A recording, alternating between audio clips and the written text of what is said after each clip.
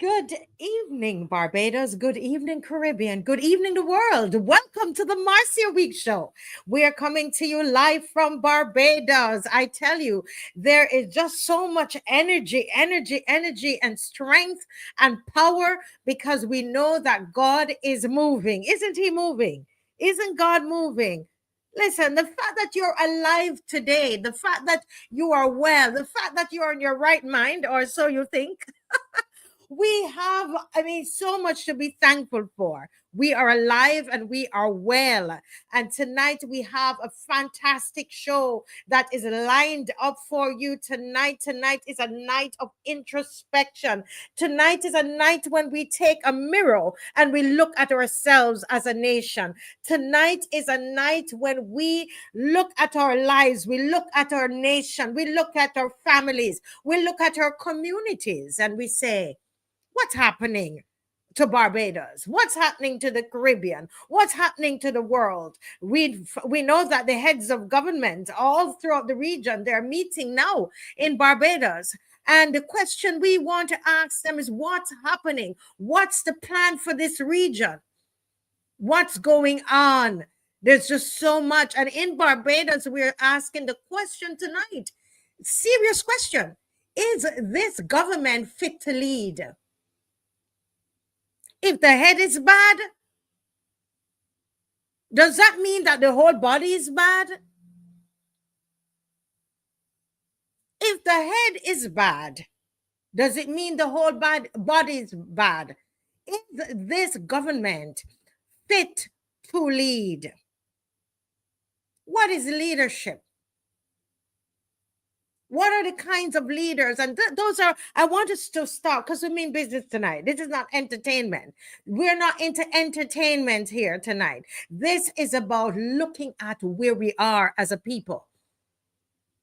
Yes. And so I want us all involved. And so we have the People's Line. The People's Line is going to come up at 9 o'clock tonight. And I'm going to ask you to call. And you know the number for the People's Line, right? Yes, it's 246-236-1700. That's the People's Line. And we're jumping into business quickly before I start to greet and ask everybody to and welcome everybody, etc., and play the anthem. But I want to remind you of the People's Line. It's your line. You're going to call in and voice your concerns. Or leaders, they listen to the show. Talk to them about how you feel. What is going on? What's in your mind?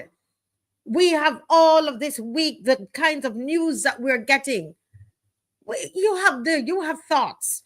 And so once we can do that without calling people's names, can we do that? Can we just speak generally tonight, but be able to voice our concerns, voice what we're feeling, voice the turmoil that's going on in our minds, in our spirits, in our hearts, the tears some people are shedding, the disappointments that we hear about people that we love and we care about, and we see what's happening in the media and it hurts. And so tonight is our family talk. We have the People's Line at 9 o'clock. Get ready with your questions. Get ready and let us have this discussion tonight. Okay. So but we have a big thing that is coming up on Sunday. Can anybody tell me what is coming up on Sunday? Let me see. Vernon Garnes, do you know what's coming on Sunday? How about Teroni? Good night, Teroni. Good night, Teroni. Good night, Judy Jilks. Judy, how are you feeling? Nigel Carrington, good night. How are you, Nigel? Jade Emperor. Jade, do you know what's happening at 3 o'clock on Sunday? Do you know what is happening on 3 o'clock on Sunday evening? Do you know? February 23rd. And guess what? It's not going to be at Massey anymore. Not at Massey. This thing that is going to happen, that you're going to tell me what it is going to be at Holetown Beach. Okay, at the Holetown Beach, right? And this is right there near to Surfside Restaurant. And Dave put it up on the screen. And Jade, guess what, Jade? It is the Who can tell me? Dave took it down. So if you didn't see it, then it's roadside parliament, because we are going there because somehow, I don't know where the government got the idea from, but it is their plan to demolish, like mash up, put it to grains and mash it up, the entire Holetown Civic Center with all the history. Everything totally destroyed, mash up and destroyed. Okay. And so we, Beverly and Michael Harewood, we are going to be there. Loyal opposition. This is where you come out. You see, this is where you come out. It's important. Sunday. It is important that you get out on Sunday. Jacqueline Allen. Good evening, Jacqueline. I was at the at Joe's River. Yes, she was at Joe's River. Sandra Watkins. Folks, listen, you can't get tired. You're talking about Love for Nation, and we're going to play the anthem very, very soon. Excuse me. Love for Nation. Teroni, you can't stay home. Just in time, you can't stay home. You've got to come out. If you're well in your body, put the children, dress them up and get out. It's only one bus from town, from Bridgetown, one bus all right there, and come up right there at the Holetown police station. And it's behind the Holetown police station that we're going to be. Okay, Marcia? Yeah? Cami, are you going to be there? We need your bodies. We need your presence there. Folks, listen to me.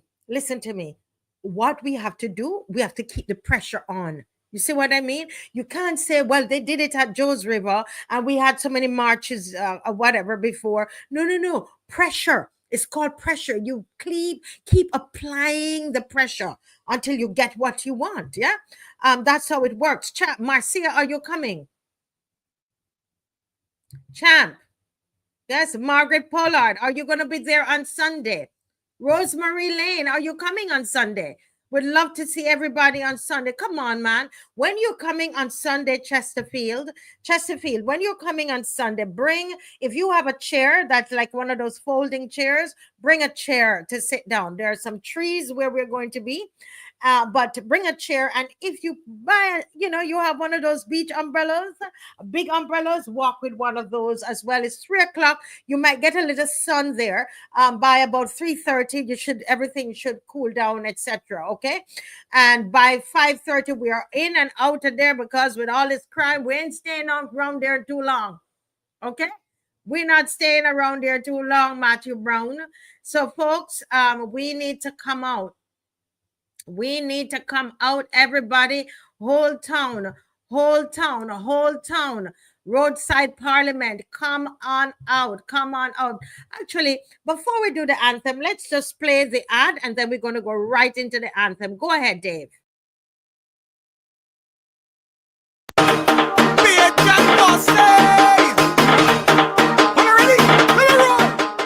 Barbados, keep the pressure on. Join us at Holetown Beach this Sunday, February the 23rd at 3 p.m. as we unite to preserve our land and heritage. From Joe's River and Gibbs Gully, the East Coast, BDF St Anne's Fort, Holetown Civic Centre, Bay Street, Government Headquarters, Geriatric Hospital, Pierhead and every inch along our coast. The government's plan to sell it all and force Bajans inland must be stopped. Stand with us. Stand for Barbados. Because together we say, not bout hey, with our land and heritage. Mark your calendars and be part of the movement. See you there this Sunday, 3 p.m, Holetown Beach.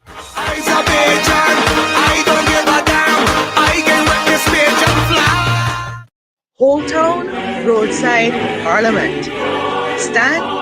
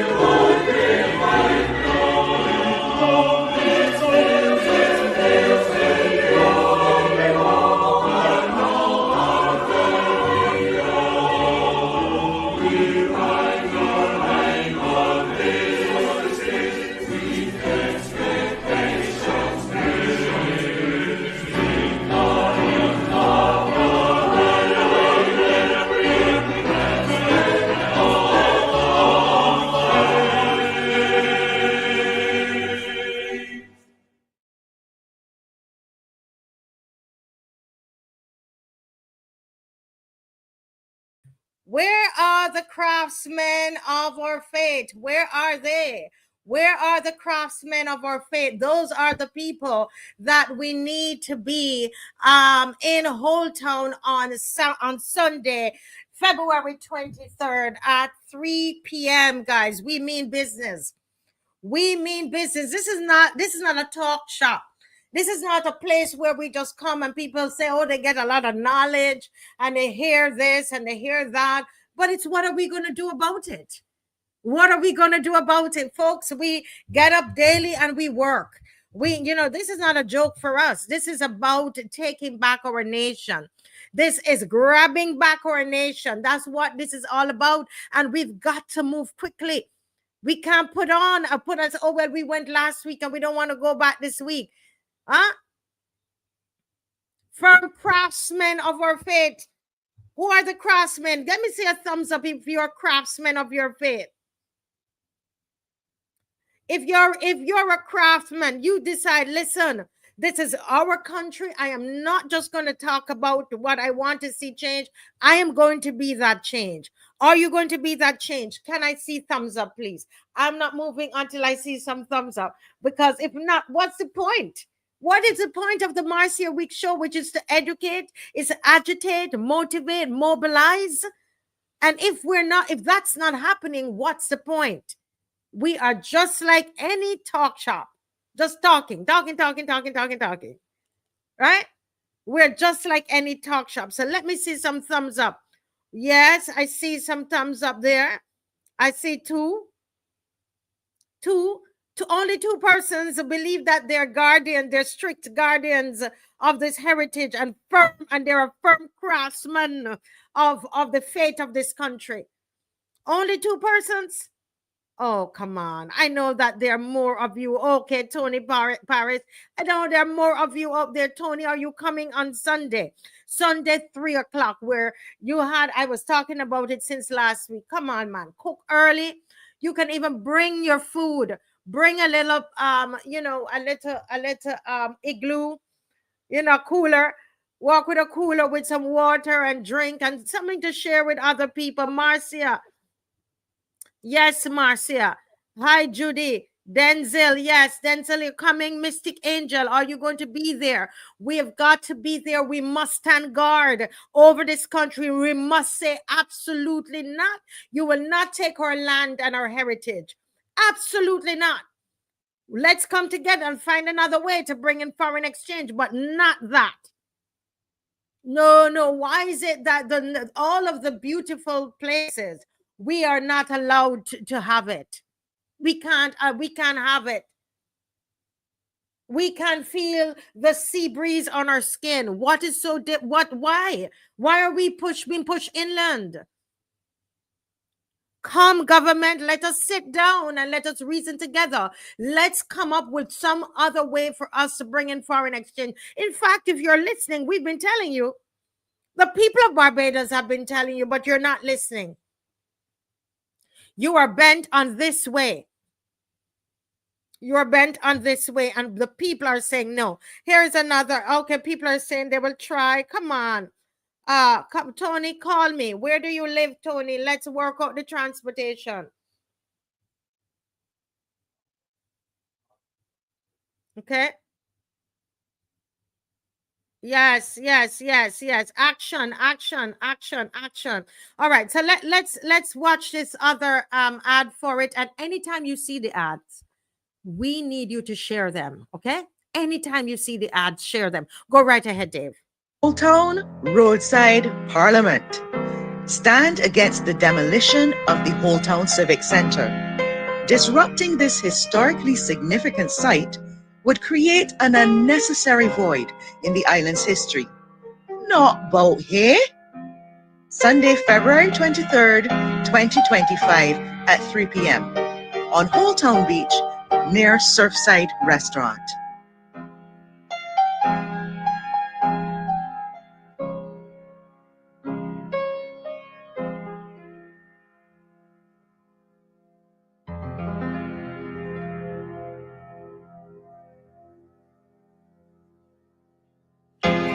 You tell me to forget that my grandmother was born right there, so alright, I say I shall go.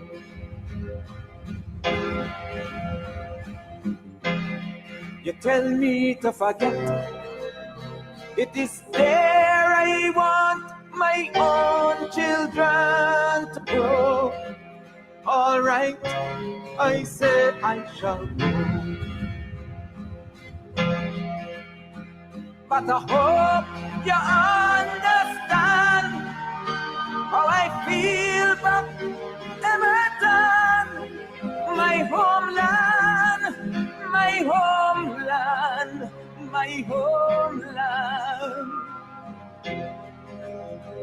And I hope you know it's true that I would never forgive you, because look what you do to my Emerton. You tell me to forget that you bring bulldozers and push down the houses, so. All right, folks, listen. Those are all the people. Those are all persons of historians. We have a senator there as well. Senator Crystal is there as well.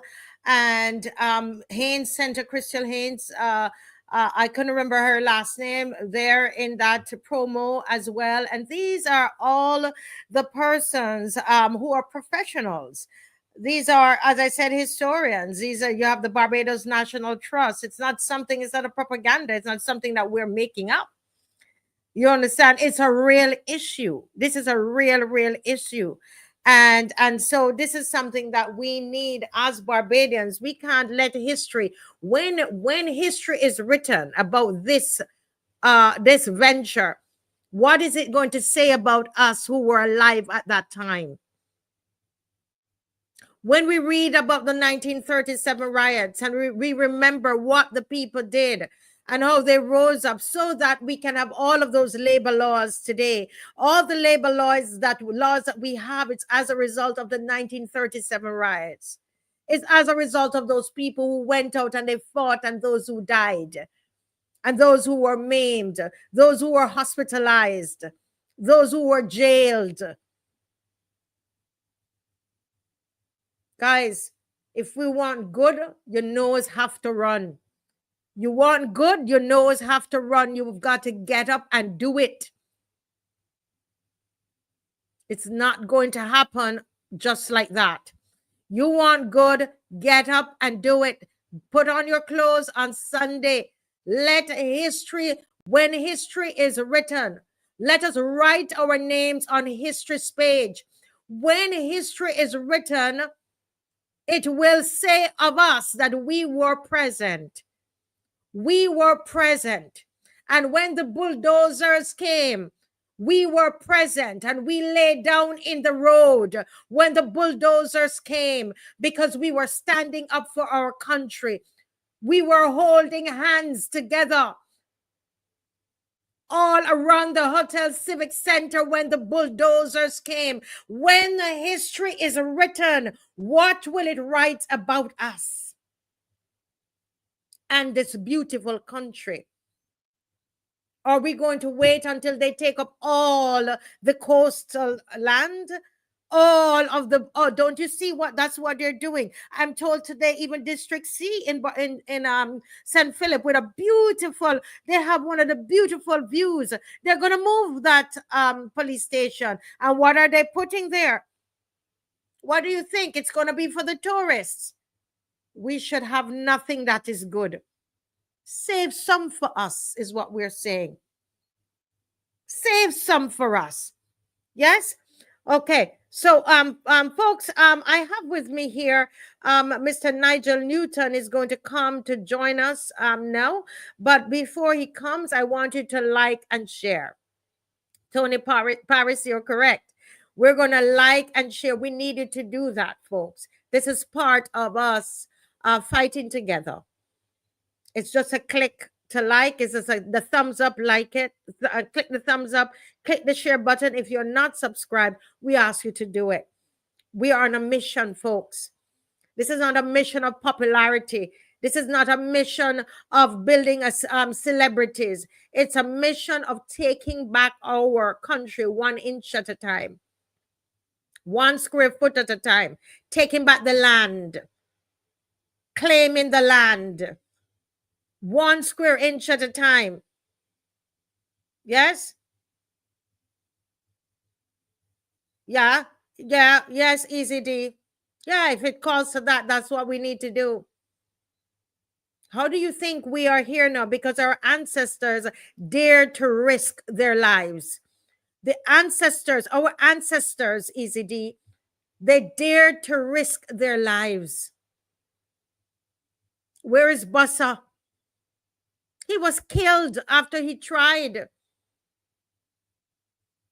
We will keep trying. We are going to keep, all of you will laugh and say, oh, they're always going out there and this and that. We will keep trying. This is our country. This is our country. And we will keep trying. As long as there's breath in our bodies, we will be strict guardians of this heritage. That's what we will be. We will be firm craftsmen of our fate. Our fate in 2025 is going to be determined by God and us. No wicked politician and wicked government is going to determine our fate. We must get very serious about it. And we can be serious and militant and be peaceful. Because guess what? It's Bajan's name. Yeah. Well, let me just welcome Mr. Nigel Newton. It's a pleasure to have you again tonight, Mr. Newton. You haven't been here for a little bit, and it's a joy to have you. And indeed, it's an honor to be in the company of such courageous people. Yes, sir. Yes, sir. I could feel the courage building up.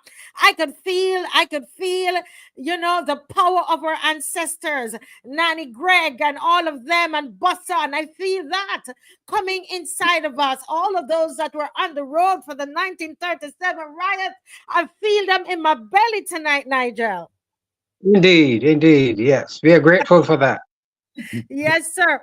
Now, Nigel, you know, we are here talking about the government's plan really to move all of us inland. The little locals are going to come inland. So we are moved away from the beaches. We are moved away from the coastline. The coastline will be left for, you know, high-rise hotel, 9 stories, 6-story hotels, and be left for the tourists and townhouses and you know, all kind of high-rise and very expensive, you know, high rentals and, you know, all kinds of things that have nothing to do with us.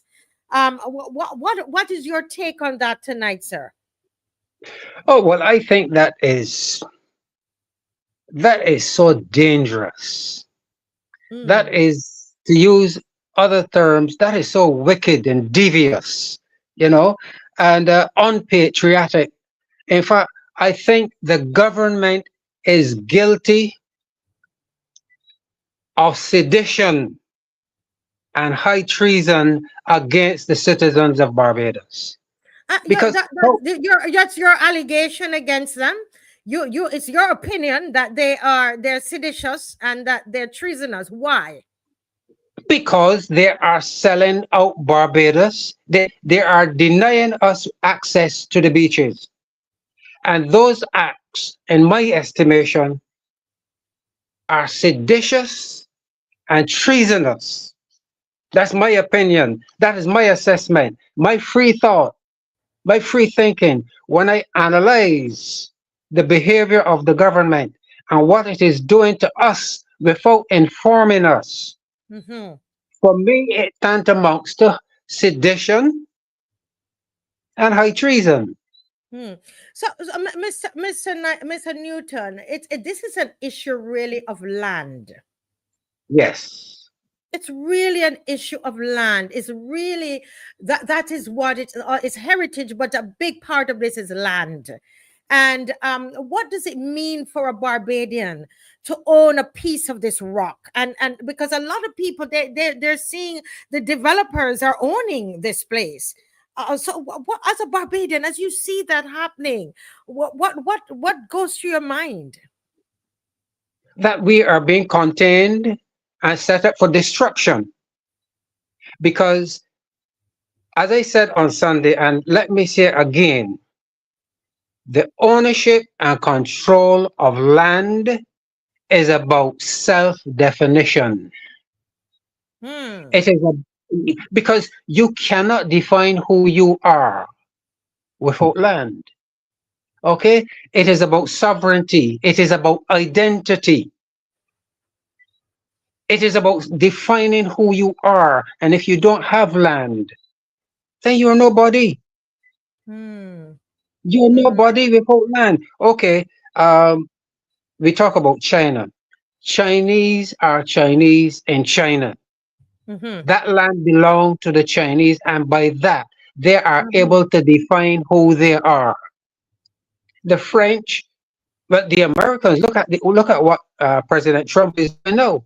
He is telling all bracket foreigners, illegal, you have to leave America because America belongs to us, he is saying. Right. And they are defined by the territory, the land. Okay. Yes. So the ownership and control of land is about identity, and then the capacity to define who you are. And when our government is going to demolish Holetown, Holetown Civic Center, the Holetown Civic the Center. Holetown Civic Center, yeah, when they're going to demolish that and put it into the hands of foreigners. Okay, you just said here in St. Philip, District C, that's a magnificent view of the entire parish of St. Philip. Yes. Now, when they put that into the hands or under the heels of foreigners, the only person or the only Barbadians who would be able to go there, if they are allowed, are maids and cooks and so on and so forth. Apart from that, we will not be able to go there. Okay? Correct. And let me say to you, land is very important because, as I mentioned also on Sunday, selling the coastal areas of your country, okay, that is how you lose control of your land. That's how you lose your sovereignty. That's how you lose everything. Because if you go back to ancient Egypt, yes, okay, if you go back to ancient Egypt, the Asians, the Western Asians came across from in the area like of Turkey and Syria, and they moved into Egypt. The Arabs moved out of Saudi Arabia, and they conquered Eastern Africa, Northeast Africa. They established a base on the coast in Egypt. And after establishing themselves in Egypt, then they invaded Sudan. And then the Sultan of Morocco, with the aid of the European weapons, the Arabs launched a massive attack into West Africa, and they went in and they ransacked Timbuktu, the headquarters of global education. Oh wow! So they only had, all they needed at that time was to establish a beachhead. Just like the man in Joe's River, he bought bracket the hotel there, and Teacup and Saucer. He is setting up a beachhead there. I call it a beachhead. That is the other term you use in war. So you establish a beachhead there. Another beachhead is being established in Holetown Civic Center. There is one at the airport. They have the golf. They have the garrison. So all of these are places that they are establishing themselves. And then in time, we will be pushed into the center of the island, and then we become third or fourth class or fifth class citizens in our own country. Wow, that is very deep. You're saying there, Nigel, that is like they're setting up beachhead, and really and truly, I mean, even now you go onto some of our beaches, you will see we still have the British, they had the guns on the beaches, right? Yes. When yeah, that's where they come in. That's, generally, I mean, they can come overhead, but generally, it's your beaches. And so you're saying that for even security reasons, we should not be selling all our beaches. But look at even the BDF, where St. Anne Fort is being sold. Did you know that? I know that. St. Anne's Fort, and what is interesting about St. Anne's Fort, Barbadians don't know, and they don't want anybody to know this, but I am reliably informed that there are caves, or a cave, a tunnel from St. Anne's Fort to the Parliament of Barbados. So that when you sell St. Anne's Fort, the garrison, to hostile foreigners, okay, they can use that tunnel from St. Anne's Fort up to the Parliament of Barbados, and they can take over the country. Correct. So it is, and there's a reason why, I heard this woman, and I am getting so passionate about this, folks. I don't know if you're all feeling this thing here tonight. There was an older lady, a senior. I'm being told to say senior, and she is about 85 years old. And I remember her calling Starcom Network, and I had a chat with her afterwards. And this woman was just so, I mean, she was so adamant. There is no way you could get up and sell the BDF, where the BDF, the fort. She said, think about it. It doesn't make any sense. She's saying, Mr. Newton and viewers, because like you, she said, there's a reason that it's put at that location. It doesn't make any sense in terms of the protection of Barbados. It doesn't make any sense. Why would we sell that when the fort has been there from how many years, and it's there for a reason. It's there. It's a strategic reason why it is there. So yes, but continue, Nigel. Yes, and let me see. Now, for example, let me use Egypt again. Egypt it was the breadbasket of the known world back then. Yes. Okay, because the soil, Egypt is comprised of the soil, the rich, fertile soil from inner Africa that was carried came down the Nile River, and the River Nile is 4,127 miles long from in the Great Lakes area of Eastern Africa, Uganda, Tanzania, Kenya, in that area, okay, and it traveled north for 4,127 miles. But the last 500 miles of the River Nile is some very hard capstone, so that the river could not cut down and make a bed. So it overflowed and formed that rich territory now known as Egypt, which is about 13,000 square miles wide. It became the breadbasket of the then world. So that is why you find that foreigners or people would invade that area, okay, and because it was rich and produced a lot of food and so on and so forth, it was very fertile, and it allowed the ancient black people, because Egypt was never brown, white, nor blue. It was always African, black people. And that is why we were able to develop philosophy, psychology, all the sciences, everything known for civilization, we were able to develop that from Egypt. But the foreigners came in and set up their beachhead, conquered Egypt, forced their way into Sudan, then all the way across to Western Africa, not Uganda, Ghana, the Sahel, country. So you have to be rather careful in allowing foreigners into your country and taking a strategic position. And Yes. the BDF, the airport, the harbor, the West Coast, these are all prime locations. Okay? And now the only place left now is the East Coast, the Scotland district, which is so sacred to Barbadians. No, But now, but it's on. I've seen it. I've seen it. I remember the first one of the first persons who brought that and showed me on it was Kimar, and I remember him showing me that they plan to sell the East Coast. There's a price of how much she's selling it for. I saw it in a magazine with her. She was promoting all these places, even the government headquarters. The prime minister is selling, and all of the East Coast and the Scotland district. and are you telling me, Marcia, that that is not sedition and high treason against the citizens of Barbados? Well, I mean, that's your allegation. That's what you're saying, your opinion. Some people, Well, I don't know. I'm not, um, Mrs. Weeks, Mrs. yes. Weeks, I am a Barbadian. Mm-hmm.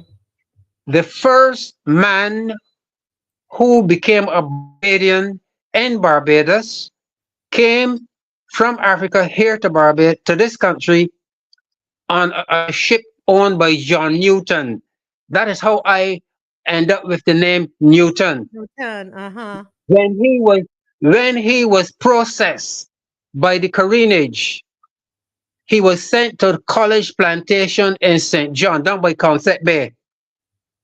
That was Concept Bay, and just in that area, college plantation was down there. So my ancestor came from Africa, went to college plantation and college Savannah.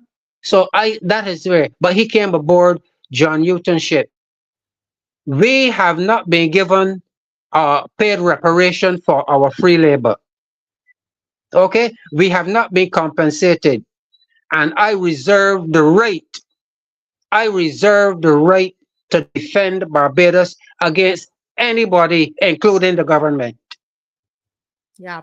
Well, and this is what is happening, Nigel. I don't know if you heard us advertising it on Sunday. We're calling all Barbadians from all walks of life, to come down to right there, Holetown Beach, right on Holetown Beach. We are going to take up territory right there on Holetown Beach, and which is beside, we're going to go right beside Surfside Restaurant, which is behind the hotels, the Holetown Civic Center at 3:00, and we are calling on everybody. There's no reason. If there is one thing that you need to come out for, it's this. This is so important. We're talking about our land and our heritage, and we're saying no. And you know what? We've got to. Let's be fair. We look all along the coast there. There's so many hotels, Nigel, that's already there. Do you believe, Nigel, that it's a 9-story hotel? I was reliably told that there's someone who saw the plan. 9-story. It's higher than the Sam Lord's Castle hotel that they put up here in St. Philip. 9-story, Nigel? Yes, I am aware of that. And Mrs. Weeks, I was meeting, not planned, but I happened to be in a certain place today, and I began explaining to one person what is happening in St. Joseph with Joe's River and Teacup and Saucer, and then I raised the issue of Holetown and Gibbs land and area, what is happening with the sale of land. And I gave them, interestingly, I had a newspaper but with my information here, and I showed it to them, I gave it to a parent. He took it and he gave it to his son and said, "Here, read that." And then the son turned to me and asked me, he said, "But it is investment and we need the investment." Yes, but how is it that selling the land to foreigners will affect us psychologically? Because that is what I mentioned in my article. He wanted to know the psychological impact on that. And then I said to him, but in Holetown, for example, they're planning to destroy the civic center, the police station, and set up an 8 or 9-story building there to block Barbadians from access to the beach.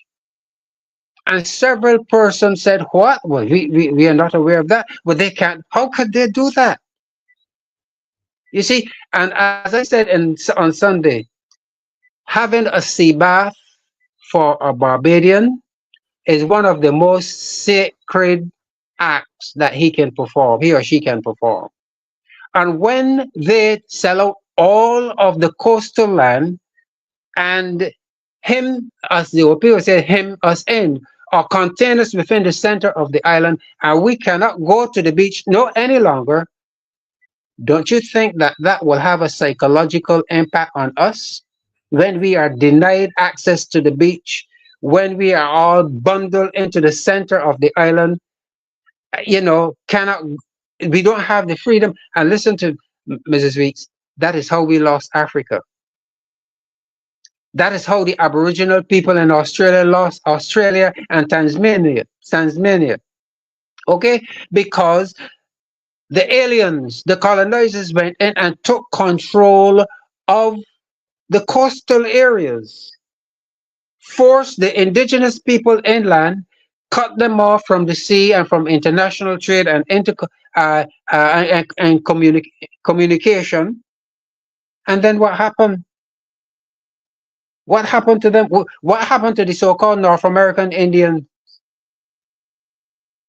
And it was just one ship and a few European people invaded. They went into Boston and so on and so forth, set up shop, and then within a couple of years, the North American Indians were inland on reservations, and the Europeans are now saying, this is they stole it. They stole it, committed genocide, took over that land, and now saying it is their land and saying that we cannot come there. Yes. So the psychological impact of people coming in and taking over your land and controlling your movement has tremendous psychological and emotional implications for the indigenous people.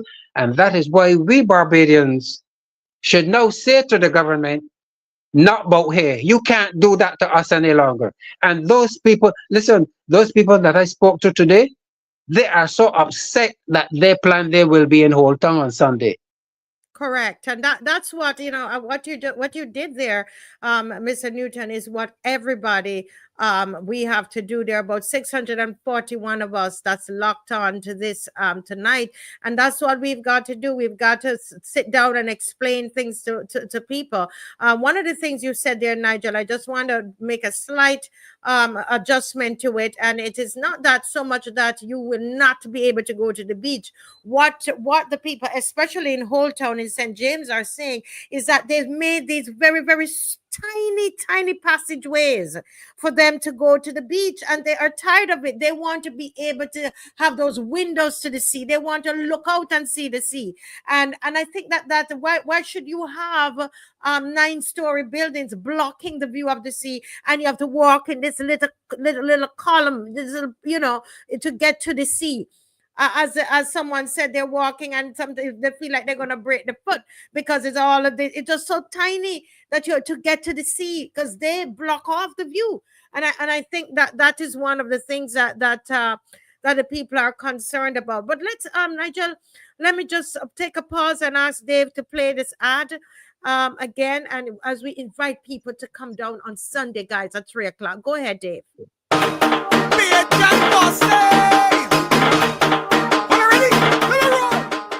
Barbados, keep the pressure on.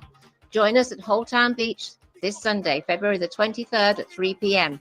as we unite to preserve our land and heritage. From Joe's River and Gibbs Gully, the East Coast, BDF St Anne's Fort, Holetown Civic Centre, Bay Street, Government Headquarters, Geriatric Hospital, Pierhead and every inch along our coast. The government's plan to sell it all and force Bajans inland must be stopped. Stand with us. Stand for Barbados. Because together we say, not BOUT hey, with our land and heritage. Mark your calendars and be part of the movement. See you there this Sunday, 3 p.m, Holetown Beach.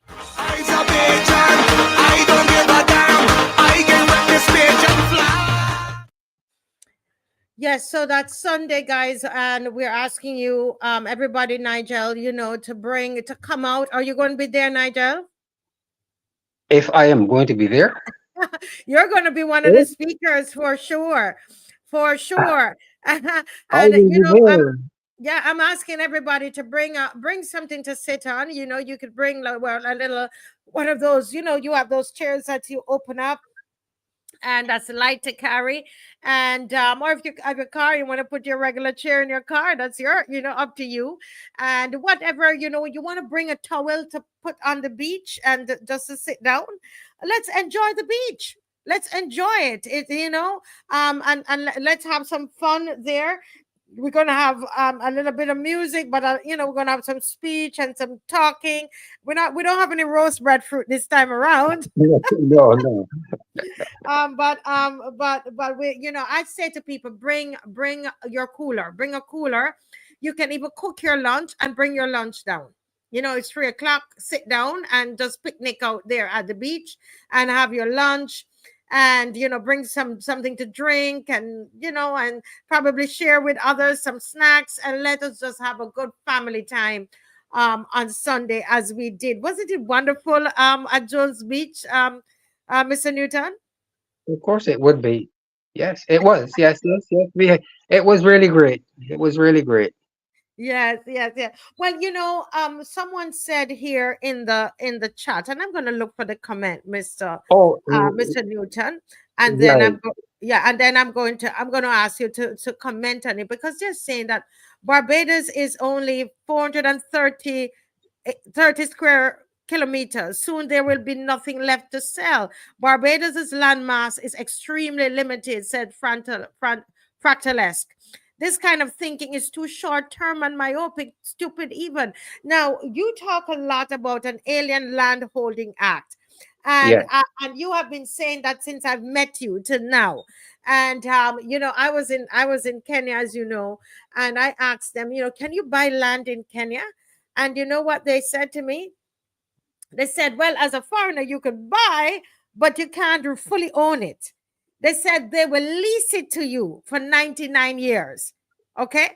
So I wanted to talk about this Alien Land Holding Act and how it will become applicable in situations like this, and how does it protect the locals, the nationals of a country. Well, the comment there that you read summarizes it all, because Barbados is so small, 166 square miles. Okay. In fact, when I was growing up, I heard that Barbados was one of the most densely populated countries in the world. Okay. When I was growing up, and it is only 166 square miles. If it was not large enough back then to contain the population back then, how come is it so large now that you can invite Sankuch and the Duppy, as old people will say, and sell them? Say that again. I never heard that term before. Who? And the Duppy? Sankuch and the Duppy. Samkuch? Samkuch and the Duppy. Oh, meaning, yeah, and the Duppy. Meaning any and everybody.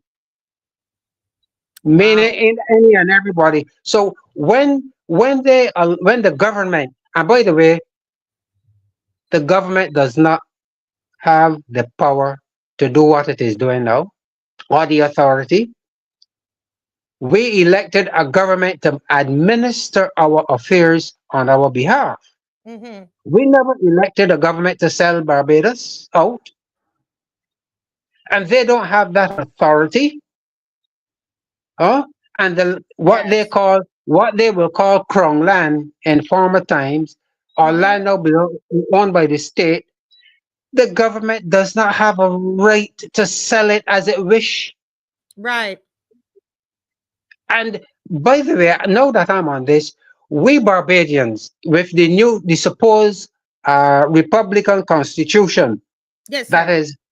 is being imposed on us, we need to debunk that Constitution, and we need to engage as a nation and determine the kind of constitution we need in Barbados to govern our lives as citizens. But I am saying, in that new constitution, that Republican constitution, we should have provisions in it to limit the power of government.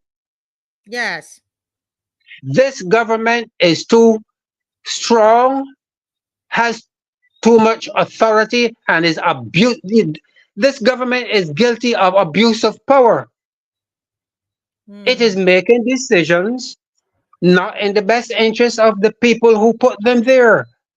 So we should have in our constitution clauses to limit the power of government, control political parties, control parliamentarians, and in the event that a party leader becomes prime minister, Mm-hmm. that prime minister must sever all ties with the party and act on behalf of the citizens and not on the behalf of a political party.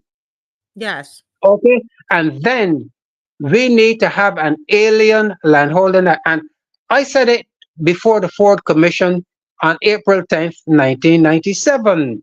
Mm-hmm. Mm-hmm. I have been calling for an alien landholding act as far as I can tell, because I grew up, I know about South Africa, Nelson Mandela, how the people, the Dutch went in and they took over the land, they pushed the black people, the African people, the African people on sort of reservations, and they took control of the land. And now they are saying that South Africa belonged to them and so on and so forth. And Yeah. nobody can say that. But we need in Barbados for future generations. And the people I spoke with today, Mm-hmm. they are very concerned that so much of Barbados is being sold to foreigners that even their children and grandchildren will not have access to land. Therein lies Yeah. the psychological and emotional trauma that we are suffering, and our children and grandchildren will suffer because they would not have access to land. Come to And think of it, I mean, the rate that they're going, that there'll be no land for our grandchildren, really. they absolutely none. And okay, look at Gibbs. Look at Gibbs in St. Peter. I've been there a couple of years ago. A magnificent area. It is Oh, so it's beautiful. beautiful. It is Yes, it so is. peaceful. It is paradise. Yes. It is Gibbs Gully in that area it is the Garden of Eden. It's beautiful, honestly. And you're going to tell me that a government is going to arrogate or take unto itself the authority to sell that to foreigners, to put a 9, 10, or 11-story or maybe a 30-story building on it? Mm-hmm. Can you imagine the psychological pain and the suffering that we are going to be going through because a government,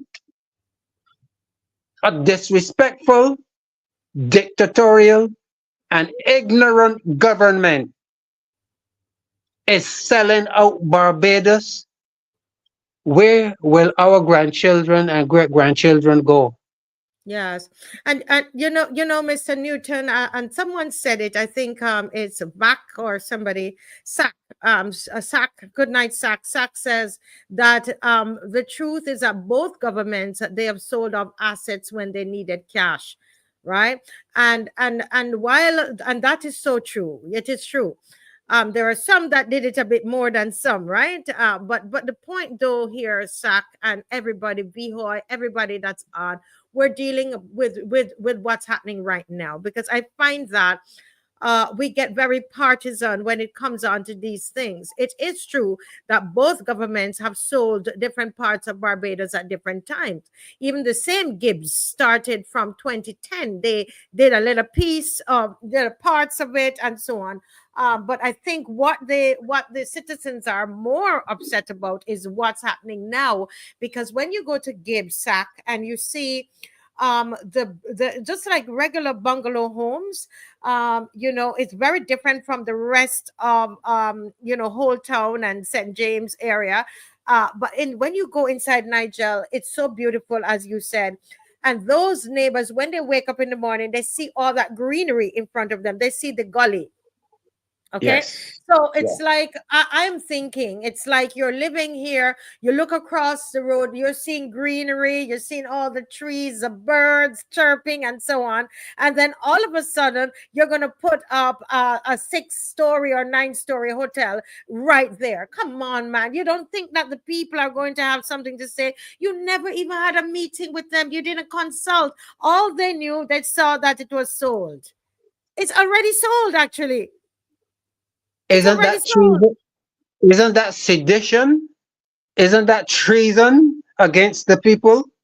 But I want to say something to that comment just now. We have to get rid of this foolishness about political parties.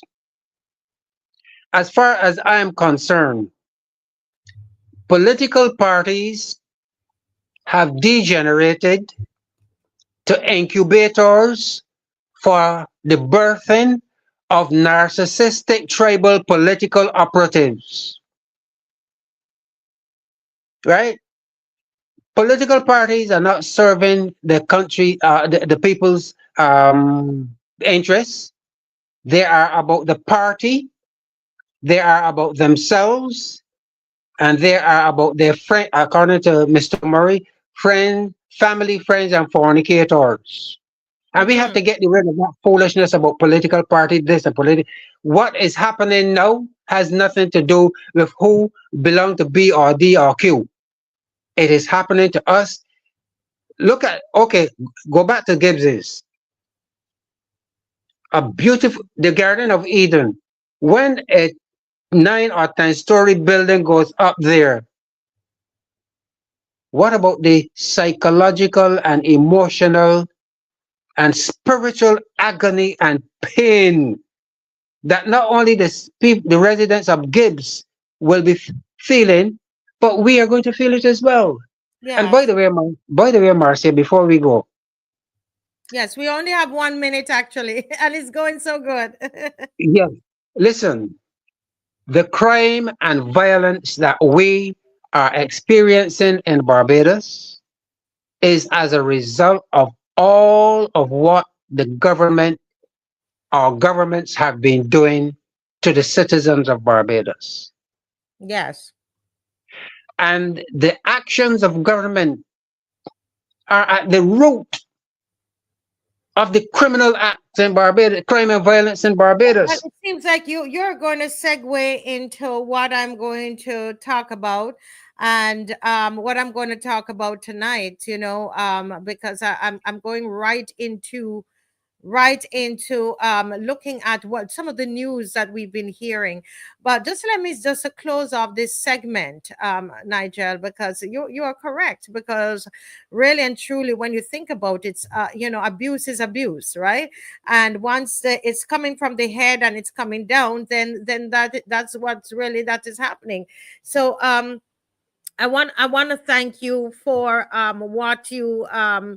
what you shared with us tonight, which was very, very powerful. And Mr. Newton is going to be one of our speakers on Sunday at the Holetown Roadside Parliament, 23rd at 3 p.m. We're preserving our land and heritage. And let me tell you something.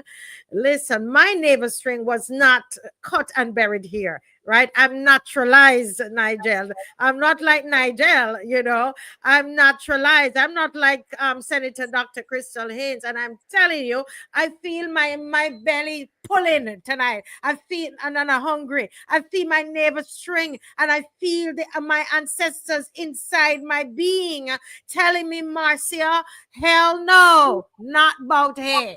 You understand? And so Yeah. we want to join in with Nigel. Come on, guys. Come on. We want to join in with Nigel. Want to make sure we're down there. Don't cost your cent. Just your bus fare to get there. Let's get there, guys. Let's get there. And when it was St. Joseph, Nigel, we provided a bus, but we're not, it's just a bus from town. So we're not going to do that for Holetown, but we need to be there. But I think let's hear a little bit of Senator Dr. Crystal Haynes before I go into the next segment. And Nigel, thank you so much. I'm going to put you in the green room, and as the night progresses and we start our Q&A, then we're going to bring you back in, if that's okay. Is that okay? Indeed it is. Indeed. Thank you so much. Excellent work. Thank you. Yes, we have Dave, spoken go right ahead. a lot about heritage. We're actively building out at Newton Burial Ground. We have done some works at Golden Square so that people could better understand the story of what happened there. Right now, there's a simple obelisk standing in commemoration of the landing. I think that we could do more to tell the story of this site, not just of English settlement, but the story of the Amerindian community who were here before all of us, our indigenous population who were decimated.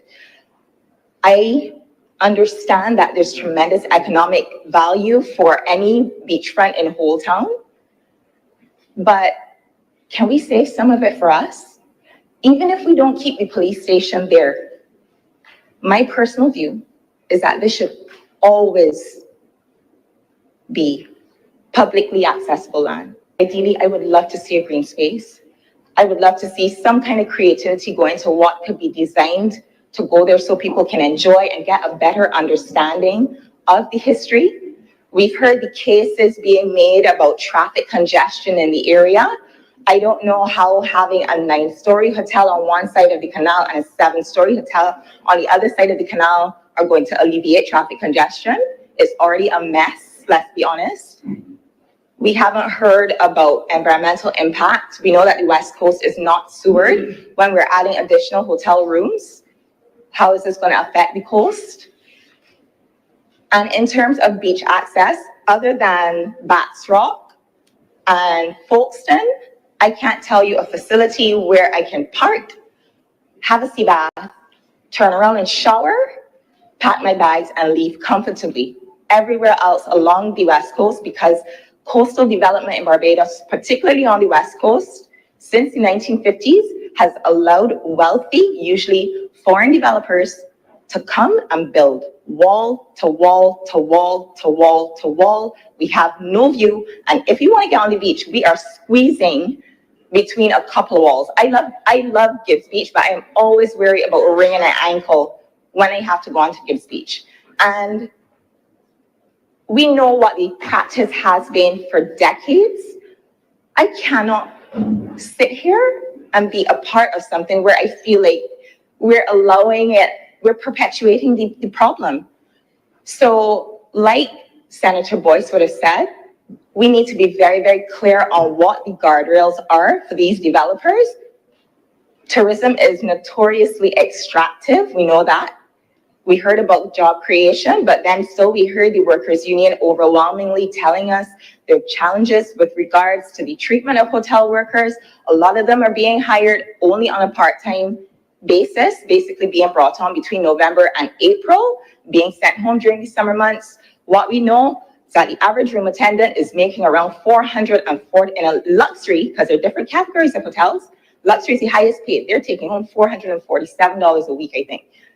So when we talk about job creation, we also need to think about the quality of jobs that we're creating. What I would like to see personally in this new Barbados, in this new republic, let's start having a conversation about Barbadian ownership. How do we get a piece of the pie? How do we get to participate? Correct. Correct. And listen, this is why I say to people all the time, when this is not about us cheering for people who are not in the government, you know, independent senators, we come on here and we cheer. And when they're standing up for the people, that's all we ask, you know, stand up for the people and we are with you. You know, we can't, you all 28 can't sit in there and singing from the same songbook, and all of the senators can be singing. You know, it's good to see people stand up, and we are standing with Senator, standing up with Senator Haynes, Crystal Haynes. We don't care which color she's standing behind. We don't care which party it is. This is a matter of principle, and she's correct, and we're standing with her. That's all that matters to us. It's not about party. But folks, I want to talk to us tonight about what we saw happening this weekend. This week, we've had a very eventful week. Okay, and I want us to. Can you just like and share? We're going to just go into some of what we saw in the newspaper. And we're going to ask a question tonight and do it together. Can we do it together? Is our government fit to lead? The head is bad. That's what I am saying. Do you believe the head is bad? Again, we will have the time for you to call in at the end of this segment at 9 o'clock. But we want to have this discussion back and forth, okay? One thing I ask of you, please, do not write any gossip. Anything that was not in the newspaper, do not write it in the comment section. Remember that every defendant is innocent until proven guilty. That is their constitutional right in this country, in Barbados. It still exists. And so nobody here should, in the comment section, we are not going to, in fact, if you keep doing it, what we're going to do, we're going to remove you from the chat. Because none of these cases that we're going to talk about tonight, and those of you who are not from Barbados, you're watching, we've had some of our government officials who have been charged with some allegations, etc. And it's very unusual for us to have politicians that are in power, sitting in power and charged, or in our case, an ambassador, cultural ambassador, being charged, and because of allegations, one MP being questioned and released. Okay, so I don't want us to use the chat to be calling people names, or gossiping in the chat. Let's deal with what is in the newspaper, and none of these individuals, none of them, remember that there's been no trial, and we can't be judge and jury. All right, so they are entitled to that. Okay, but so Firestorm is asking what is happening.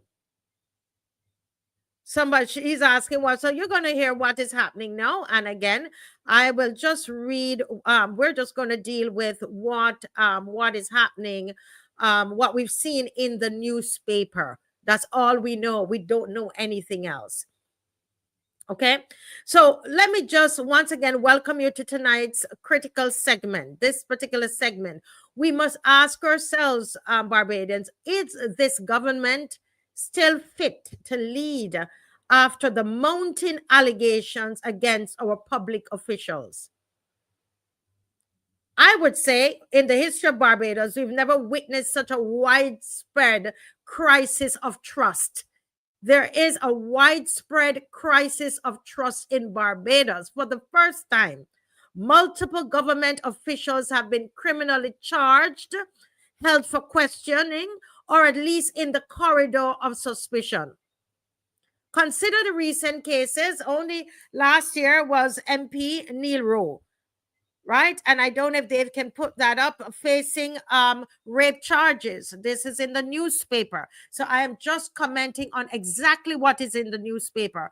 Mr. Neil Rowe is considered innocent until proven guilty, unless he's proven guilty by the law. That's Mr. Neil Rowe's constitutional right. It is not the right of the public to determine that Neil Rowe is guilty. Okay. Right. So Neil Rowe facing rape charges, and I just wanna go back to that, and so we can remember that. Right. So this is it here. Dave, if you could go up a little bit and let us just go into it a little. Those, because somebody was asking what's going on. January 2024, 25. Oh wow, it was last year. Last year. Yeah, about almost a month ago. Marks the day when St. Michael Northwest member will appear. That's the day when he was going to appear in the High Court to manage his rape case. The Speaker of the House of the Assembly's deputy, the accusation against His Honor is that on September 18, 2022, he engaged in sexual activity with a lady without getting her permission or recklessly assumed that she would have given consent. So that's the allegation that was brought against him, and the police charged him. And so this is a case that is in court, and we can only read what is there. We don't know. I've never met Mr. Rowe, and I don't know anything. I don't know anything about him more than what I see in the newspaper. I'm just reading and commenting on what is there. Okay, this man could, he could be innocent. We don't know. The law says he's innocent until proven guilty. Okay, this is Mr. Neil Rowe. And if David, you could scroll up again and let me just complete finish reading something there, so that those, because we know about it, but there's some people who for the first time, it says rape cases in Barbados are indictable. Therefore, a judge and jury will sit in on the case at the High Court level. So this gentleman wasn't just an MP, but he was a deputy speaker. So let's just register that. Okay. Thanks, Dave. His attorney is quite a few, but Michael Lashley is his attorney. Very very, very well able attorney, Michael Lashley. All right. Okay. Dave, if we could go to the next case that we saw this week. So this is what has happened. And I went searching and I can't remember anything happening while the government was in power. These kinds of things. We know that after the DLP exited office, then Donville Innes was charged and was found guilty, and spent 2 years in prison in the US. Okay, for what was it again? I'm going to tell you exactly, because I want to say the right thing. So it just slipped my mind, and I will tell you the right charges. Okay, and here is now the next. Dave, if we could read the article first and then go to the video. So there's an article. The next MP up is who was called in for questioning yesterday was Mr. Lane, Mr. Corey Lane, okay? Honorable Corey Lane, who does a lot of work with young people. He had the ranch, if you remember that he had the ranch where the young men were able to go and be reformed, etc. He's also he's a minister of crime prevention within the Attorney General's office. He was in charge of the peace program, and so here we found that this honorable member was called in for questioning for I don't know how long yesterday. Dave, do you have that article? Do we have that? Yeah, so let's just take a look at that, because what we want to do what we want to do is to just establish what is in the article. Remember, this gentleman here, as much as your things are flying all over on social media, this gentleman has not been tried in a court of law. Remember that he is innocent. He is innocent until proven guilty. That's his constitutional right. And I thank you. I can see you're keeping the chat civil. Okay. There must be justice for everybody involved. Mr. Lane must have justice. All right. So let's read, please, Dave. It says a minister of government is currently being questioned by the police. Starcom Network has confirmed that Corey Lane, Minister of State in the Office of the Attorney General with the responsibility of crime prevention, is at the District D police station. He's said to have arrived there accompanied by leading criminal attorney at law, King's Counsel Michael Ashley. Mr. Lane is said to be assisting the police with investigations into a matter. The details of the matter were not disclosed. Okay. All right. So that is Minister, Honorable Minister Lane, Corey Lane. And I want to tell you, I know that he has a family. And so this is, as I do, I pray for his wife and children. These are human beings. And, I'm not going to be involved in sending all kinds of things that's not in the newspaper around, because he deserves a fair trial. This man deserves a fair trial. Okay. Let's just listen to what his attorney said. So his attorney, yes, let's this is Michael Ashley, excellent attorney. Go right ahead, Dave. Oh, we can't hear. Okay, so we're working on that, because I want to be as thorough as possible as we go through tonight, and make sure that we we cover all the bases. Go ahead, Dave. Yeah, our client, Honorable Minister Corey Lane, will be released by the police in a couple of minutes. I must say that no charges have been laid. He came here earlier as a result of a complaint that was made. We came to the police station. Of course, we sat in interview with the police investigating officers. Of course, he cooperated well with the police, of course, under the guidance and instructions of his lawyers. And I must say that all is well. He will be released. In fact, I think by this time now, he's no longer a suspect in custody. I must say too that I think this is in keeping with the view that no one is above the law, regardless of their status, regardless of their occupation. And so I must applaud the police too for the very professional approach that they took. And of course, the next stage from here basically would then take further instructions from a client. Okay. Can you tell us the nature of the complaint? I don't want to go into the nature of the complaint at this stage, because I don't think that is important. The most important thing is that his liberty is no longer at stake, and Mr. Corey Lane can continue his job as minister serving the people of Barbados. Is there any chance that further charges could be laid down the road? Well, we don't know about that, but if there's any further any complaint, we stand ready to defend our client.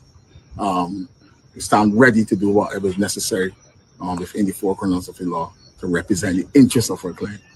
Okay, and what kind of state is your client in mentally? I know this must have been troubling for him. Can you just elaborate on that? Well, of course, when it comes into the police station, the question of the police obviously will not be the most comfortable thing. And of course, myself and Harris, Miss Harris or Miss Shadia Harris, attorney, did our best for our client. And I think that you will hear and you will see the rumors and misstatements on social media. But we don't have any time for that. What we're saying now is that our client is free, and there's no charges have been laid, and of course he will continue his work as a minister.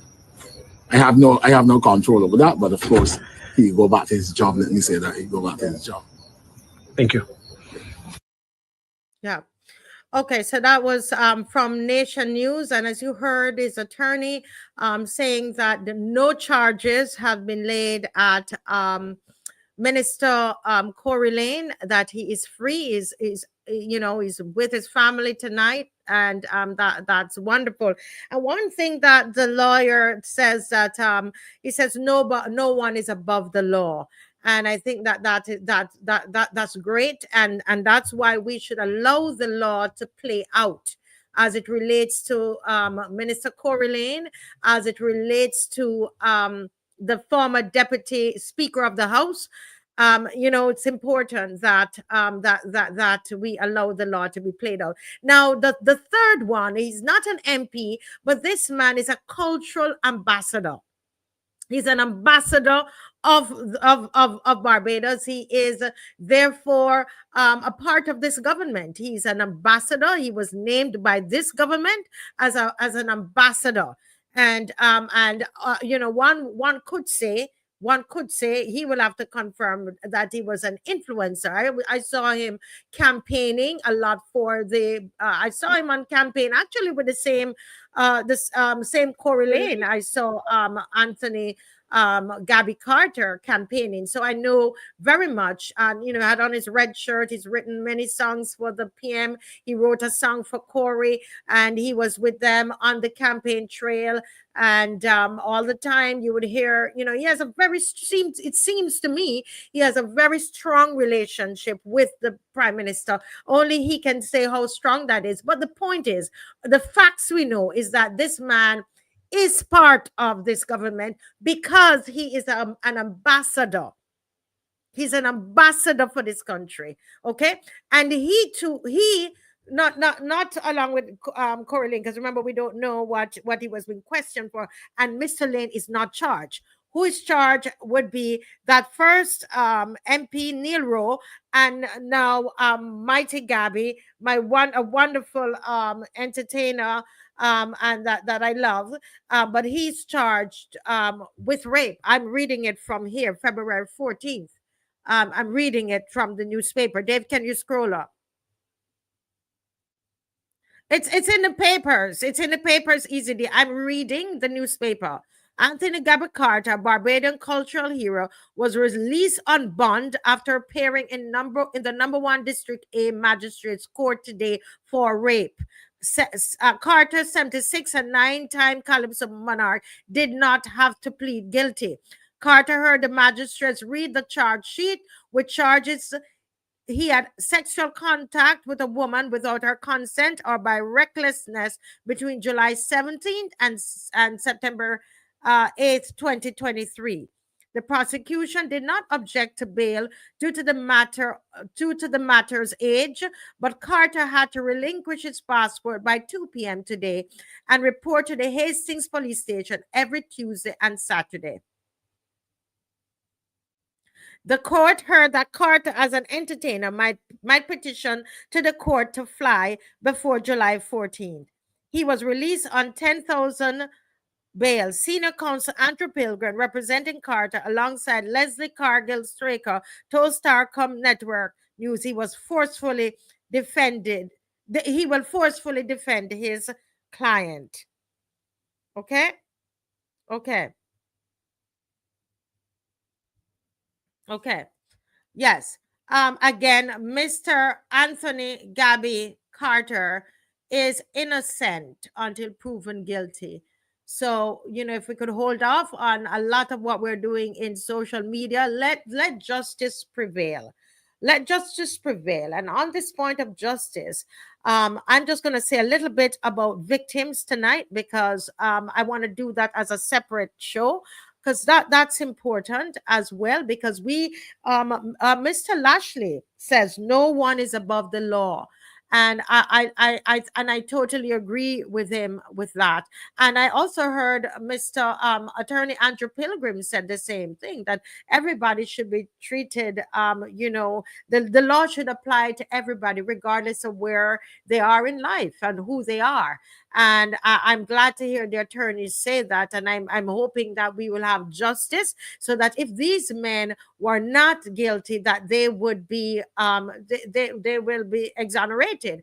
And we pray that all will be well with Minister Corey Lane as well, that this will be the end of everything for him, that he can have peace of mind, and as the lawyer says, to get back to work, etc. We wish them all the very best with their families and their careers and all that they have to do. So please let the law courts do the work. Let the law courts do the work.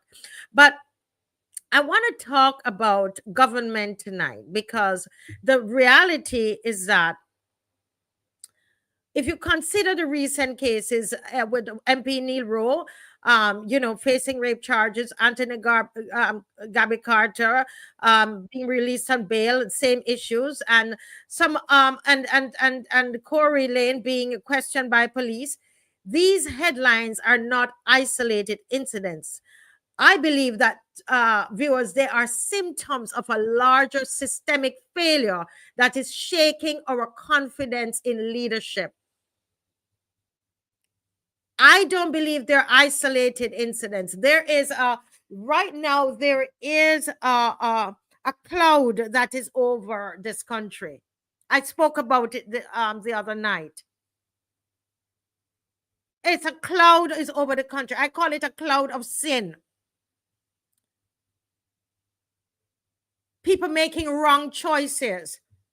Why is it? This is a small country.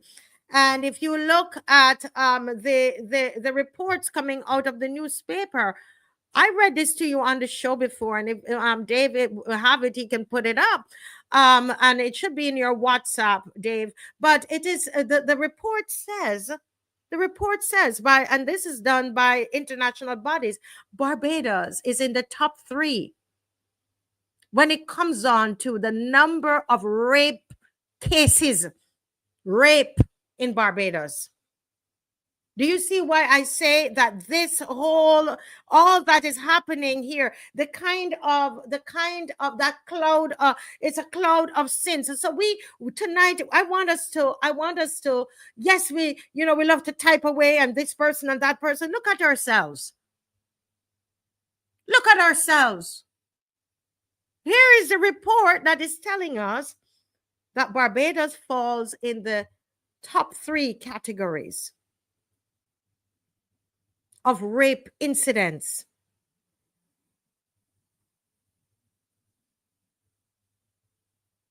Not in the Caribbean, in the world. What is this? What's going on? It's an epidemic. Something is going on. Now, this government, as you know, ran on a platform of integrity in 2018 elections. You remember that? They were promising reform and accountability. Yet 7 years on, despite having passed integrity reform legislation, it's in both houses in Parliament, it has not hasn't taken effect yet, right? This legislation remains incomplete. It is therefore a promise unfulfilled by this government. While we must remember, viewers, that everyone is innocent until proven guilty, the truth is that the repeated allegations and the ongoing investigations are casting a long shadow over this administration. Would you agree? Let me ask in the comment section, do you agree that we understand that everyone is innocent until proven guilty, but the truth is, because of the repeated allegations and the ongoing investigations, there is, in my opinion, a long shadow that is over this administration. Let me get some comments from you about that.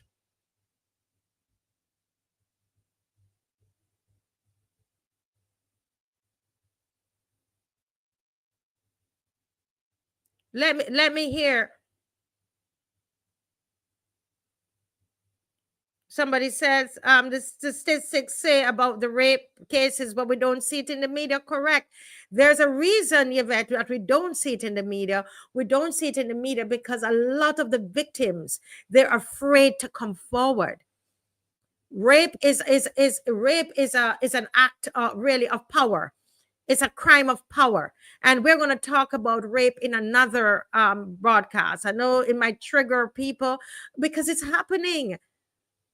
You know, they say according I saw, there's a 1 in 3 little girls in Barbados that, you know, they've been sexually molested, touched or something, whether, you know, probably just a touch, not necessarily, you know, that all little girls have been, you know, penetrated, etc. But there's been abuse of sexual abuse of children. That's a whole other topic. I don't want to get into that, all of that. But I want to ask you, do you think that what has happened, what we see happening before our very eyes, do you think that that has casted a long shadow over this government?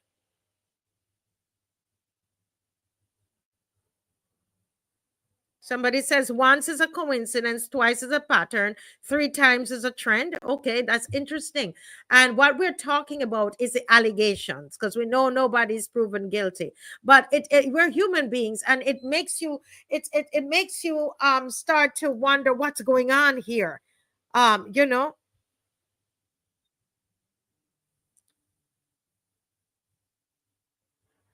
Yeah.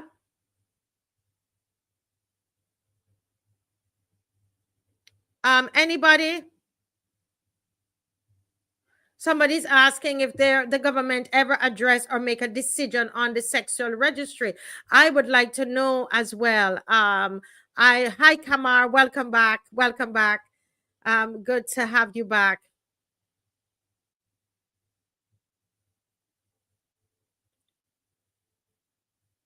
Somebody, okay. Somebody says that they're underreported because women especially are further victimized, right?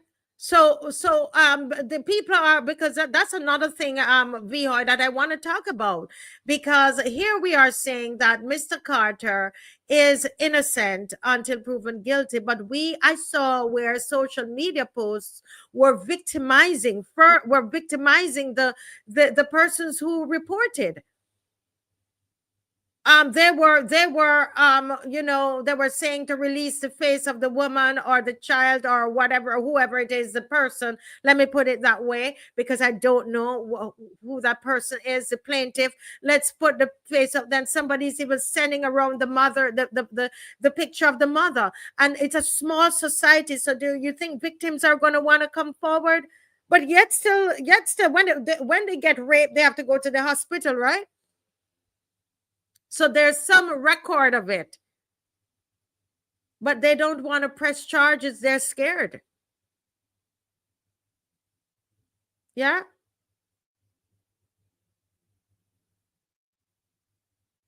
Someone says it's not a good look for the MP or whoever, right? And you're responsible for laws, crime, and justice. So it does something to us, even though we know that they're innocent until proven guilty.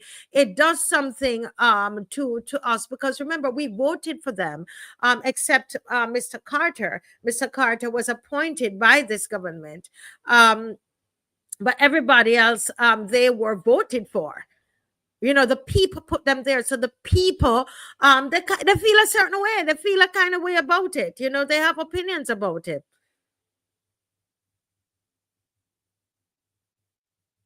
Yeah, I agree, Nikki. I agree. And I agree with you about that. And it's on both sides. We are tearing down the defendants and tearing down the plaintiff. If we would just allow the law to work, let it be played out in the courts, as the lawyers are saying. Okay, I think that is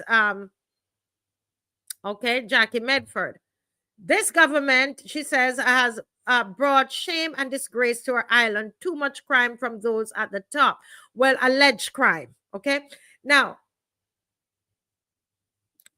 you know, there's a little scripture that we learn in Sunday school that says, righteousness exalts a nation, but sin is a reproach to any people. And yesterday I was sitting down, I was thinking a lot about that scripture because I felt really badly for what, you know, with what is happening. What do we say to our young people? What do we say to our children? You know, what do we say to the Gen Zs who are online and they're seeing this? The little ones might not, but primary school might not be aware, but the Gen Zs are online. In fact, some of them are now, I have some messages in my phone from Gen Zs that are fighting some of these ministers and putting out stuff on them. Right tonight, I have it in my phone, and you've seen them online. I've spoken to them and you don't want to get the young people against you because they cannot stand this hypocrisy. And once you get the young people against you, all hell is going to break loose in this country. They're going to tell everything because trust me, they're not going to be like me trying to be diplomatic. They're going to tear this thing open. And that's why I say it's a tip of the iceberg. Right? And so the scripture says that righteousness exalts a nation, but sin is a reproach. And when I looked at what reproach means, because you know, as children, you say things. What is reproach? Disgrace. Making and when we say righteousness, it's right decisions. It's right choices, making, you know, so let's, you know, because sometimes people hear about the Bible and then they're like, oh Lord, the Bible again. And those, you know, right living, right choices, what you expect of me and I expect of you. We all know if somebody's in leadership, we expect something of them. We expect a certain behavior. That's why the Gen Zs online now in Barbados are rising up against some of these MPs because they've interacted with them and they've seen the inconsistencies. We expect right decisions from our MP. They're not perfect, but we expect right choices and right decisions from our leaders. And now I moved on from the case and I'm just speaking generally. Okay. We expect that from them. And when they don't do that, and when we all don't do that, not just them, but Marcia, when I don't make right choices and right decisions, you know what happens? All of that multiplies and it gets to my children and my children's children and everybody doing what's wrong. And you know what the Bible says? We end up becoming a disgrace. Barbados will become a disgrace if we keep making these wrong choices.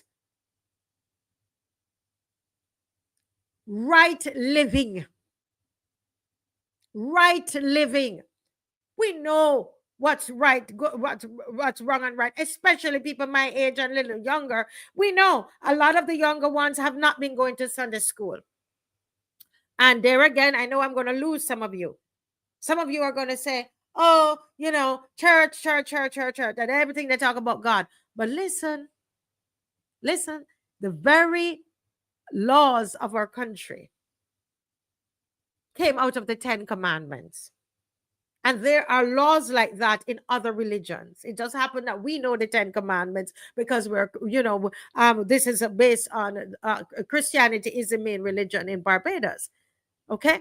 The point is, whatever your place of faith is, we need to get back there. We need to get our children so that they can have a conscience. So that they know how to center themselves. So that our little 7-year-olds are not reaching for Molly. So that let me tell you something.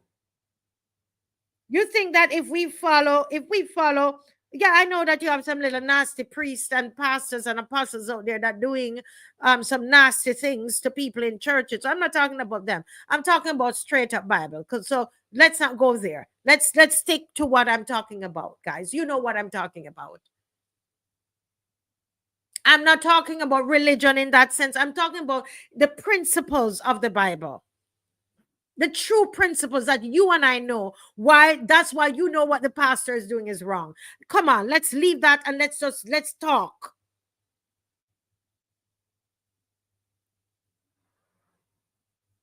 There is nobody that is following the 10 commandments and following what they're supposed to do would end up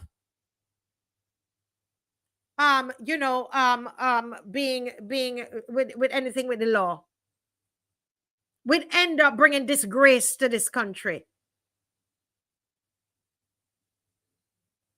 I say to us to move from underneath this cloud, this long shadow that is over this administration. There's a shadow, there's a cloud over this government, over this country right now. Let's make a concerted effort, get back to Sunday school. Get the children in Sunday school. They must have a compass. They must have a guide. Nobody's saying that that they need to be become priests. My children, they went, and you know what? They have a sense of godliness about them. They will make decisions as they get older, how much deeper they want to get into it. The point is, they have a moral compass. You have a moral compass. You do. And if something happened, it will just be my mistake or somebody get you angry, but you have a conscience.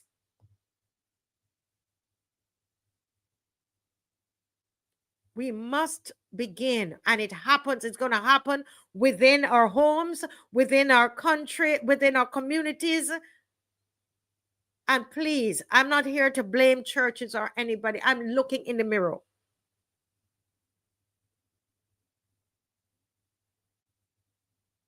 So with this long shadow that is casting over Barbados, let's bring it back to how it's affecting the country. We talk about it, this disgrace that comes on the country. What does this mean for Barbados, this shadow? Trust is the very foundation of any effective government. Academic research has long demonstrated that when citizens lose trust, viewers, the consequences are severe. What are some of the things that happen when we have lost, a lot of people have lost trust in this government? I should ask that question. Have you lost trust in this government? Write it in the comment section. Low public trust leads to ineffective policy, mismanagement of public funds, and ultimately a breakdown in the social contract between the people and their leaders. Low public trust will lead to ineffective policy, mismanagement of public funds, and ultimately a breakdown in the social contract between the people and the government of Barbados. That's what's happening here.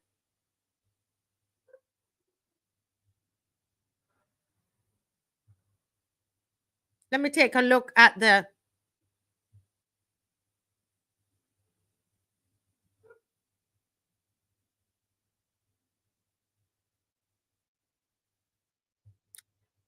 have we lost trust in this government?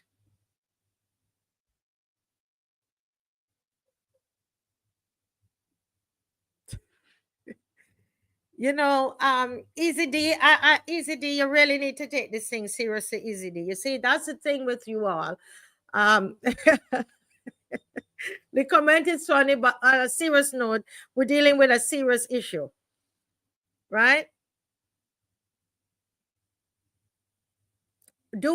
Is this affecting our trust? Do we have trust in this government?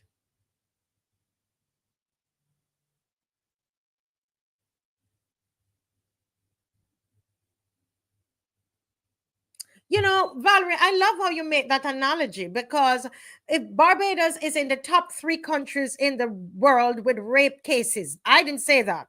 It's in the newspaper. It came out in the newspaper. The studies have been done. Dr. Haynes was talking about that.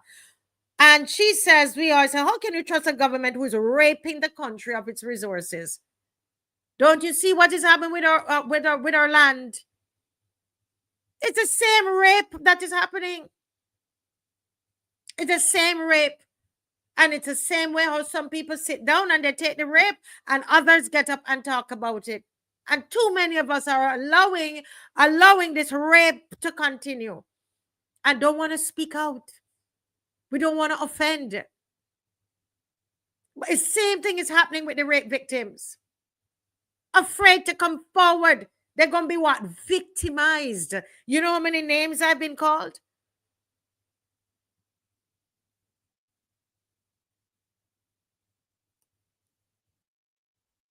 Nikki Tay said trust left when the police were sent from Deacon's Farm. Agreed. That's where trust one of the main places that trust left for me. I knew I can't trust this one. Something wrong. In my mind, they could not come and tell me anything about crime. I did not believe one thing they were doing about crime. I mean, truthfully, I like the idea of the peace program. I didn't like the way it was conducted. And we now see why. And then people would want to say, all we do is blame the government and we do this and we do that on the show. But on the show was where Caswell broke it down for us. And I remember people like myself and Kima, we were not in agreement with Caswell because we like the peace program. We like the idea of it. But when you are employing criminals, that's what Caswell said on the program. And guess what? The Attorney General said it this week. He said it this week when they were doing the estimates. It's all in the papers. They were employing criminals. They were paying criminals to fight crime. And that is it. Those things.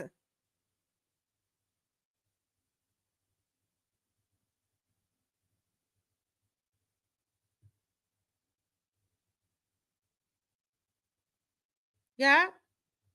So there is a trust. Thelma say any nation that don't put God first will always go down.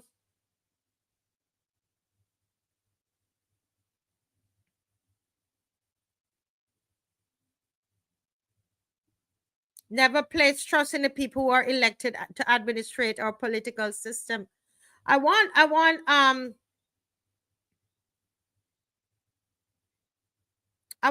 people. Skylar says trust live when they say one thing and do another. That's it. Yvette Lane says, how can I trust the government? My whole soul, and I voted for this government, and everything that is not being done has changed our mind. We can't trust them. And that's what people are saying. Think about even the integrity bill. It's not proclaimed. It's not fully law yet. As if it happened and I'm not aware, it's fine. You can correct me. But as far as I know, it's not even proclaimed yet. And this is 7 years.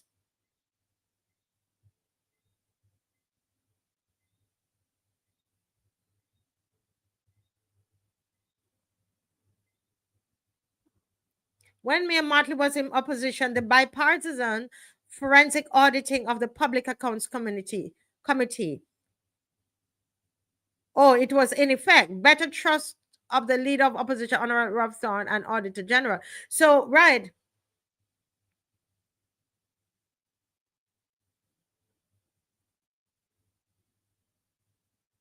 Yeah, so Ann Linton, the children, what I'm saying about the children is how we change the society going forward, Anne. I believe that speaking with a lot of our children, they don't have a lot of conscience. A lot of children don't fully understand what is right and wrong, you know. And a little Bible is not going to kill them. A little Bible is not going to kill them. It didn't kill us. We know the whole thing about, we can make the corrections at home and let them know Jesus is not white. You know what I mean? We can make those, we do that with our children. We explain that to them. We can make the adjustments. And a lot of churches are not teaching that nonsense anymore. You know, so we can, there a lot has changed. But let the Bible Sunday school it should be part of what happens, really. If we are going to want to see a change in our country, we have to go back to foundation, go back to what made you you.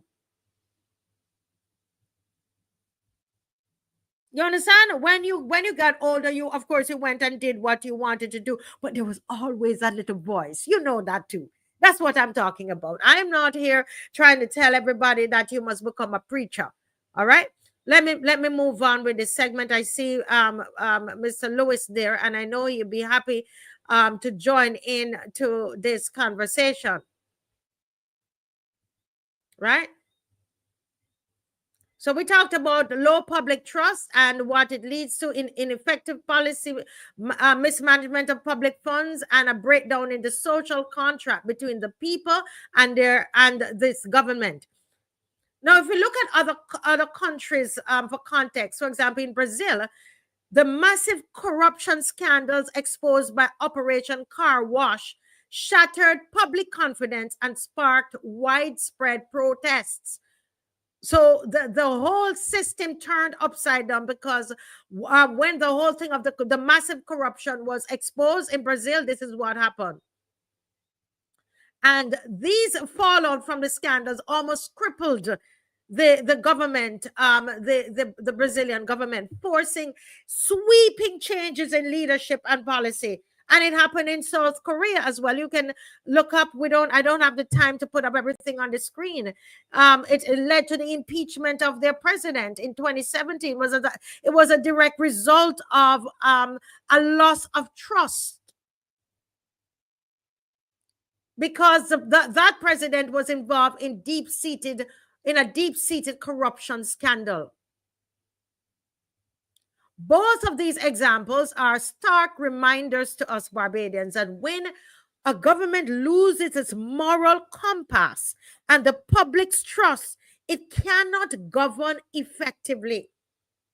When a country,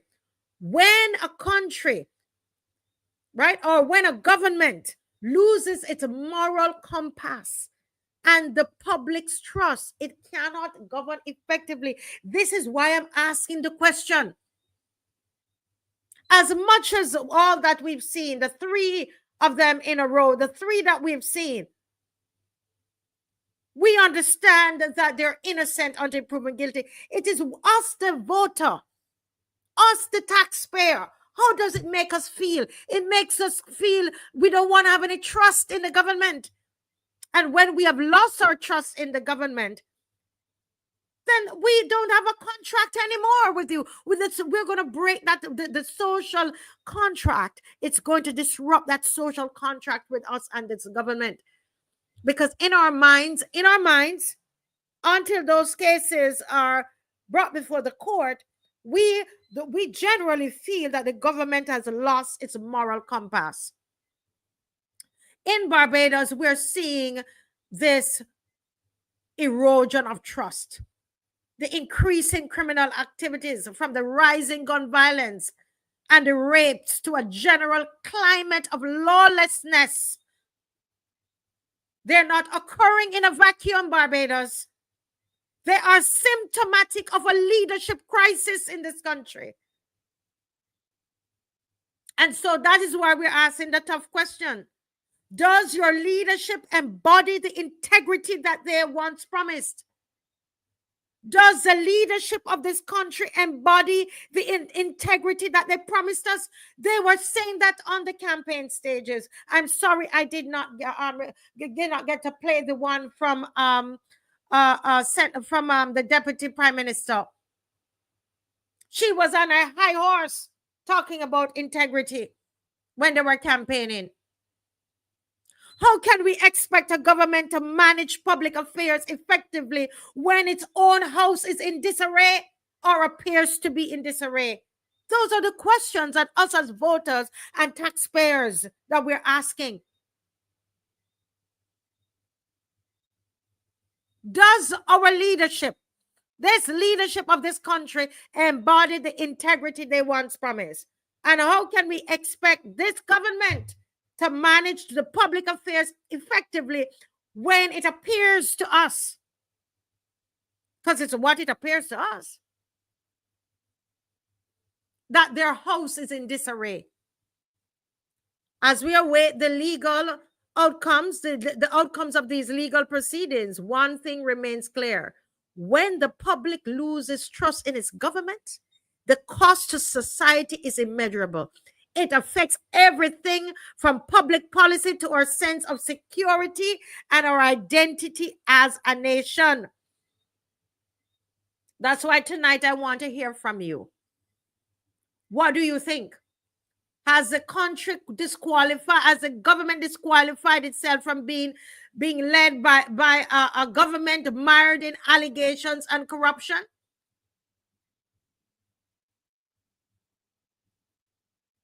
Has this country, let me rephrase that, has this country disqualified itself from being led by a government mired in allegations and corruptions?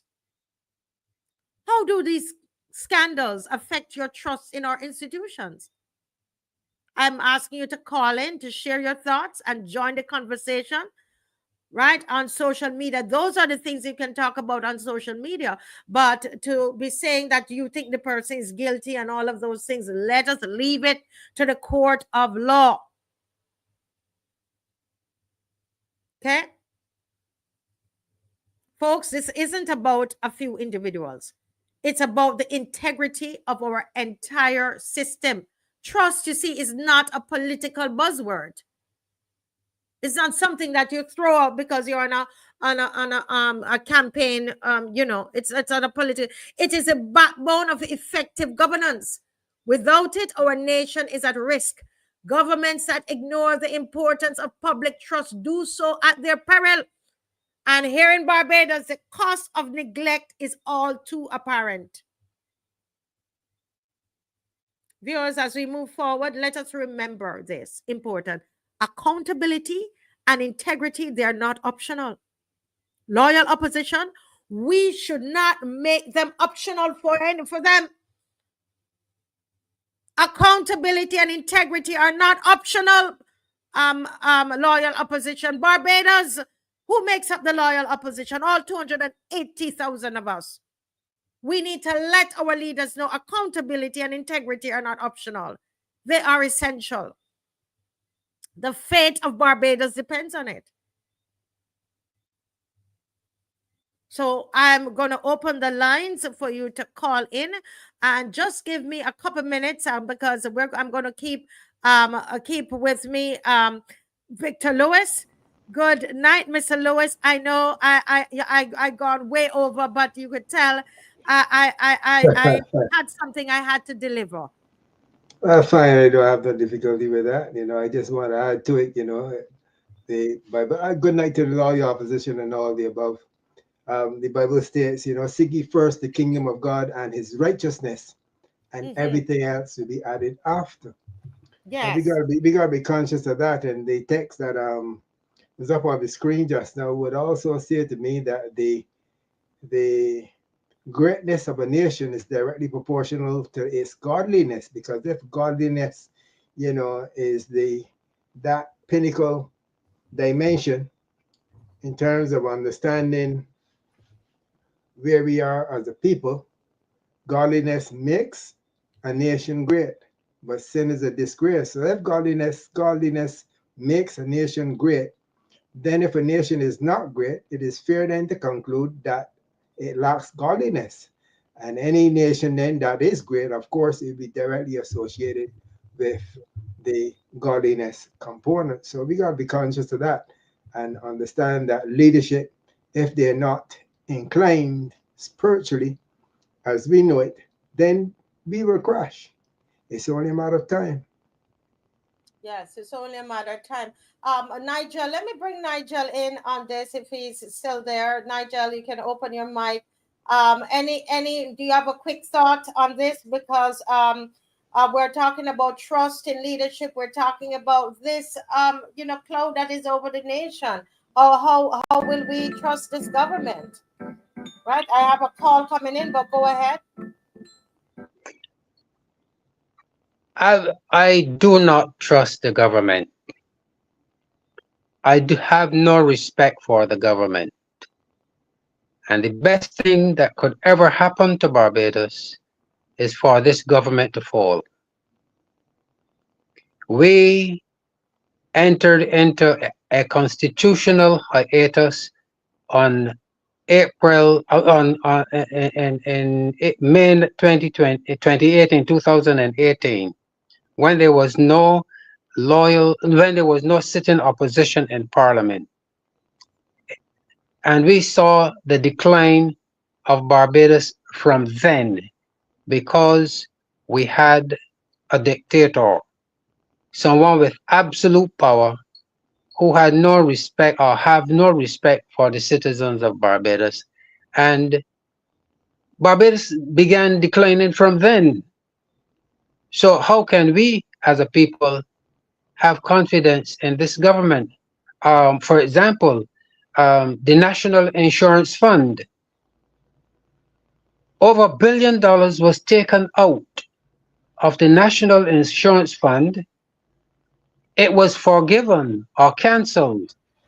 And then the government raised the retirement age, increased the contributions, and all of that. So, I mean, when you look at the behavior of the government towards the people, can we really trust the government? Yes. Yes, thank you, Nigel. As somebody said, you're calling a spade a spade. I have a caller on the line. Good night, caller. Good night. Victor Young here. Yes, good night, sir. And what's on your mind tonight? Well, I am on my mind. I'm seeing the estimates giving out a lot of money, but I want to know from them if they're putting anything there for the senior athletes to go and play their trade in Utah. You know, I will always be speaking on this. I hope they won't be making any excuses this time to say that they don't have any money, and the money that was given to them, they take it up and make it out as packages to the people in their district to get the votes, and saying they didn't have any money. And whoever is directing the Minister of Elder Affairs, as far as the senior games is concerned, they're giving him the wrong direction, because they don't know anything about the senior games of their own selves. But they know they wanted to cut it out completely.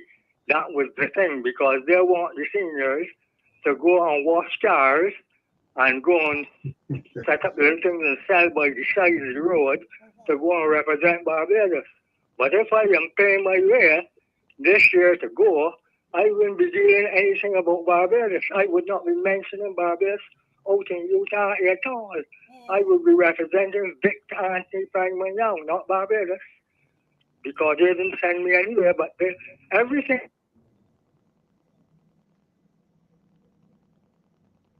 Okay, we seem to have lost that caller. Yes, but I understand what Mr. Young is saying.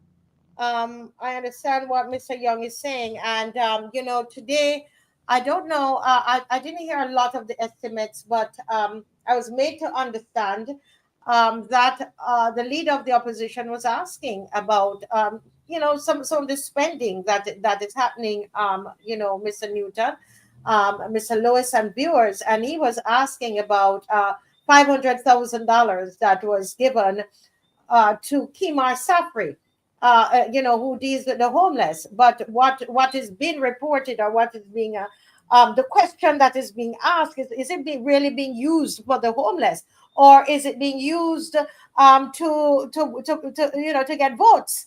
How is that $500,000 being used? And you have the seniors like you know, the gentleman who just called, Mr. Young, who they're fit and they can run and they can represent Barbados, Mr. Lewis, because you're a fit man too. You know, and they're not getting any help. They're not getting any help, and so these are questions that the leader of the opposition asks.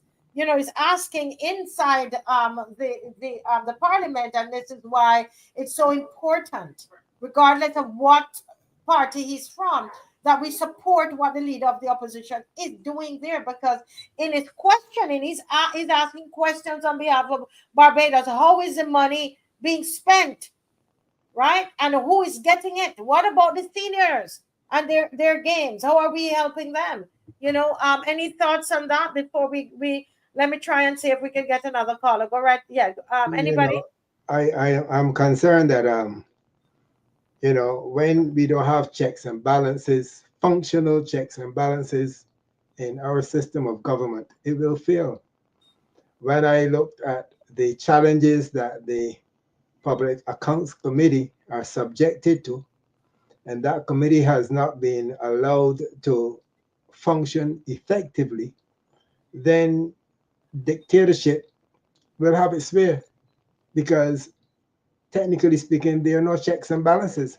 And that type of environment is one where, as Mr. Young rightfully said, you know, he's asking a question, and a very important one. Are there giving thought to us as a people? Hello. I think I have him again on the line. So, Mr. Young, let's take another 2 minutes, and then of your comment. Go ahead, sir. 2 more minutes. All right, okay. So turn down your device. I can hear myself. Hello? Yes, turn down the device you're listening to. Go right ahead, Mr. Young. Yes, what I'm saying is that once they don't have a full hand on everything, they will cut it out and bring in some things that they want to bring in. But since the last administration, they were helping the seniors all the time. Mr. Arthur, one of the prime ministers, he supported the seniors.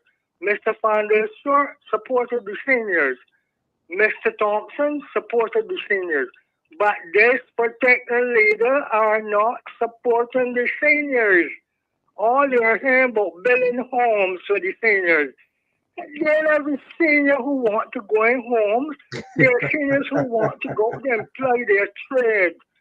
It means they're showing you that they're fit. They're keeping the health bill down. Mm-hmm. But they're not interested in that, because I don't hear her mention anything about the seniors. All I hear her talk the youth. But I have nothing against the youth, but I want to hear something for the seniors. And a lot of the seniors maybe can't come out and say anything like me, because some of them are still employed by the government. And they're most likely will get victimized, but the young can't get victimized by nobody, because it never depends on any politician or anybody to give us anything. The minister said after the last games in 2024, which was very poor, he was going to come out and do a post-mortem. Up to now, he called them several times. They don't come out and do the post-mortem. And if the games is to be on the 8th and 9th of June, what are you saying? You're going to wait to the 8th and 9th of June to tell athletes they're getting ready to run out. They have no respect for the senior athletes, no respect at all.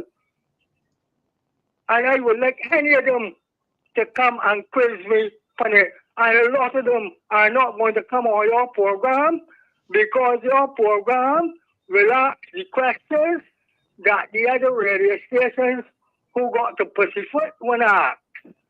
So they're not going to come on your program. As much as you invite them, they're not going to come, because they don't want to answer questions that you will be putting to them, because the question that you will be putting to them is questions that they're afraid to answer. So the radio station that they're going on, when they will answer and put them in the position for what they want to say.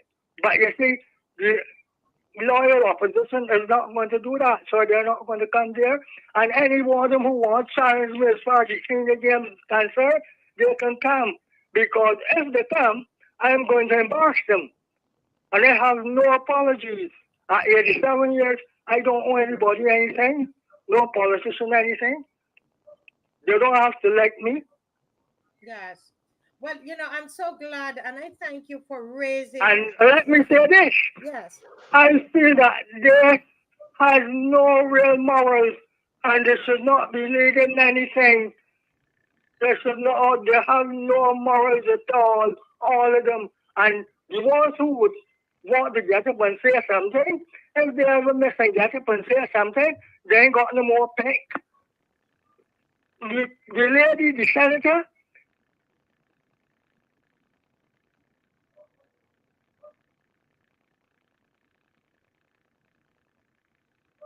sit down and just say yes, but all the others that you see on that side, the 29 or how it is, they're bare schoolboys.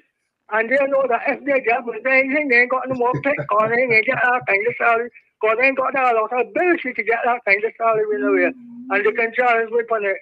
I worked in several organizations in Barbados, and I contributed to Barbados. They're going to do this on me. Yes, yes.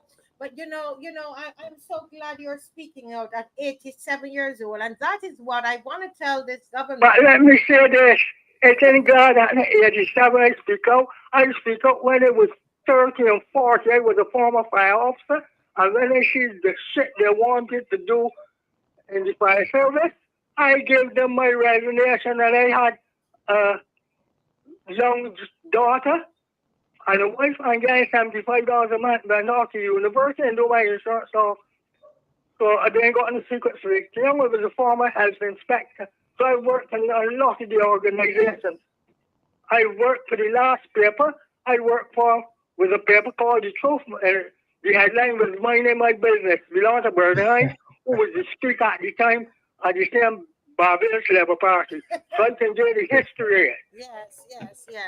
Well, Mr. Young, thank you for calling, and I mean, I tell you, people are you are lighting a fire here tonight, and we are taking a lead from you. You are the senior, and we're taking a lead, and we will continue to ask about these. I am going to continue to light the fire when it comes to the senior lead. I am going to keep lighting it all the time. Yes, please do. And I'm telling you, I'm going to write something about this about the senior games. I promise you, I'm going to follow up on this. And right, and let me say to you, yes, sir. It must be mentioned that they have no respect for you. They treat you like they can come at any time, and they believe they can talk down to seniors, but they can't talk down to a man like Victor Young. Because some of them don't even understand anything. Neither can they talk down to a man like Victor Lewis. Victor Young. Yes. Hold you on, my brother. Hold you on. Thank you so much, Mr. Young. And I'm going to follow up with you. I promise I'm going to write something on it, okay? Yes, I'm going back in my gym now. All right, he's back in his gym. Bye-bye. That's the man, boy. That's the man. That is awesome. You know, and it matters to him. It really does matter to him. We have another caller here. This is their time. Good night, caller. Yes, good night. I just want to say that. Yes, good night. I know this voice. How are you doing? I'm doing well. Yes, speak up a little bit more. Can you hear him, Mr. Victor Lewis? Yes, I'm hearing him. You're hearing. Okay, go right ahead, please. Right. What I think we should do as a people or a country, don't wait until election time call. I would go from St. Lucie to St. Philip. Put these people on name parish by parish and ask them, or ask the viewers, what have they done really for their constituents or their constituency. And the reason I'm saying this is what really bothers me, not only from Barbados but in diaspora, is the short-letter administration had the Public Accounts Committee audited, bipartisan audited. Mm-hmm. So what makes it different? What makes it any different now with the MOTTLEY-led administration? Mm-hmm. Mm-hmm. Why is it that the leader of opposition cannot get these to know where these millions and millions are gone? Is it because of unthinkably wealthy allies? Is it that the criminal element is so fattened now that the people, the law-abiding citizens must be fearful? No, man, you can't run your people into fear. You can't run the people. You cannot box or corner the people with power. That is not what. And what makes it worse is kindred political allies. We came out of a colonial system, and we could point fingers and say it was other. But now the same fear mongering is your own people. Yes. But let me ask you, we've got very good points you're making there about the Public Accounts Committee, and we need to. These are the things that we need to use our social media to do. Don't get distracted in saying who guilty and who this and all of that. Okay, but we need to be able to use the platforms to to raise these kinds of issues, right? So I want to ask Of course. I want to ask you, caller, as you're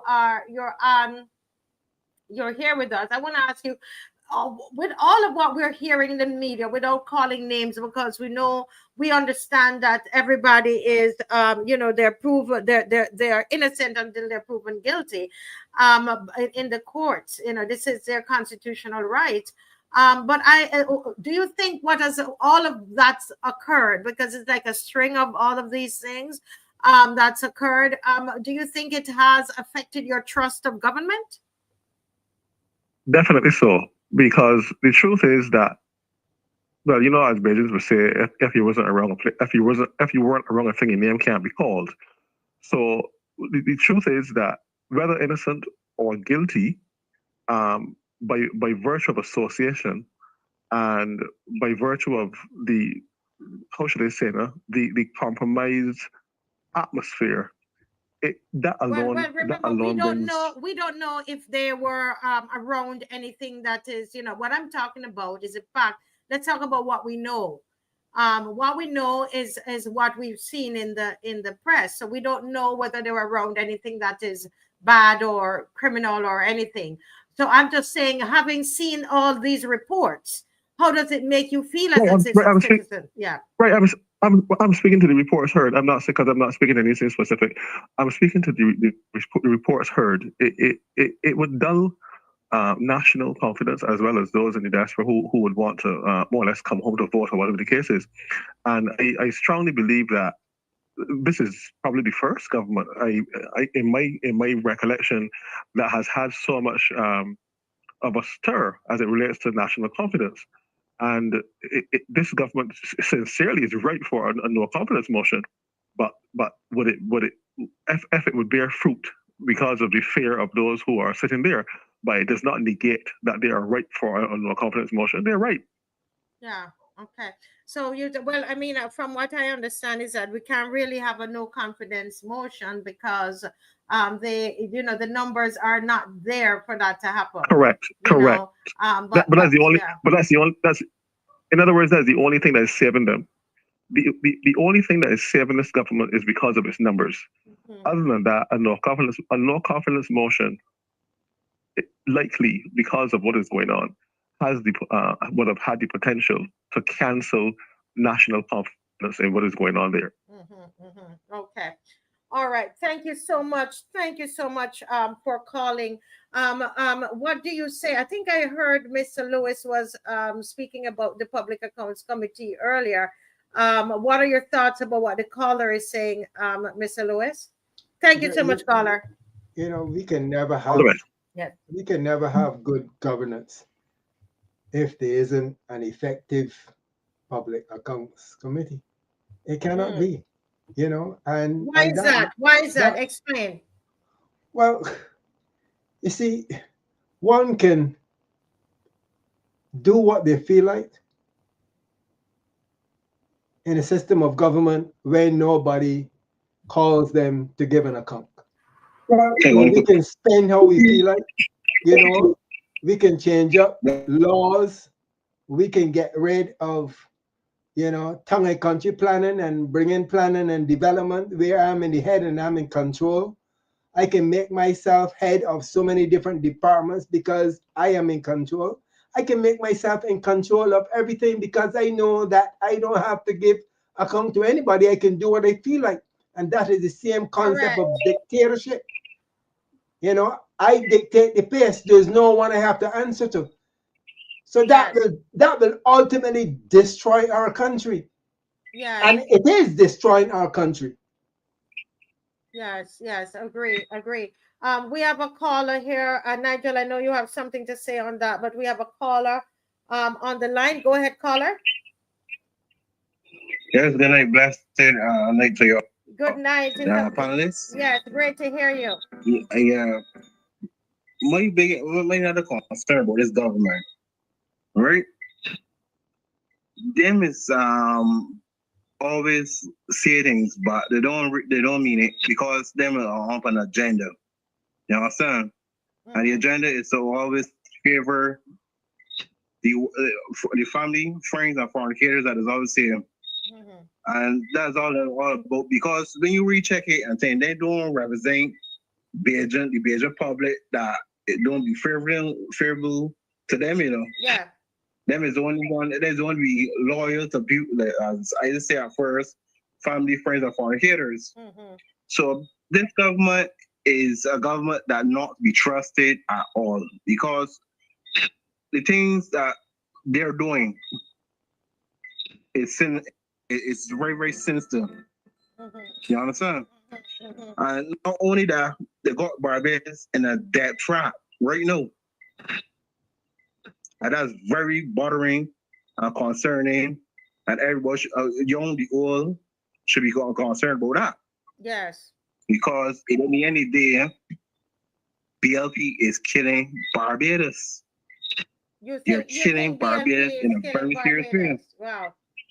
Yeah.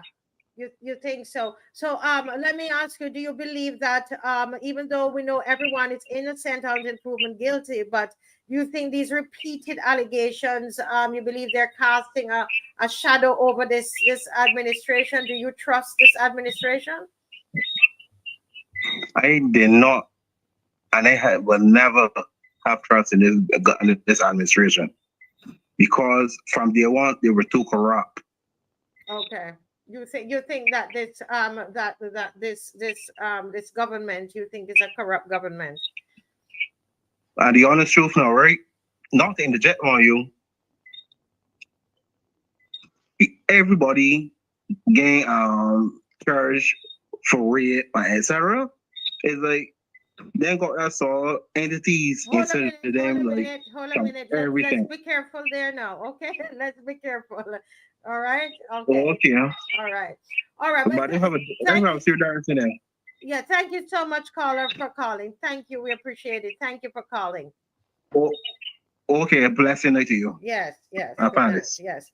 Nigel, any comments there from the caller, from what the caller has said? Yes. He has really spoken. He has spoken truth. But what I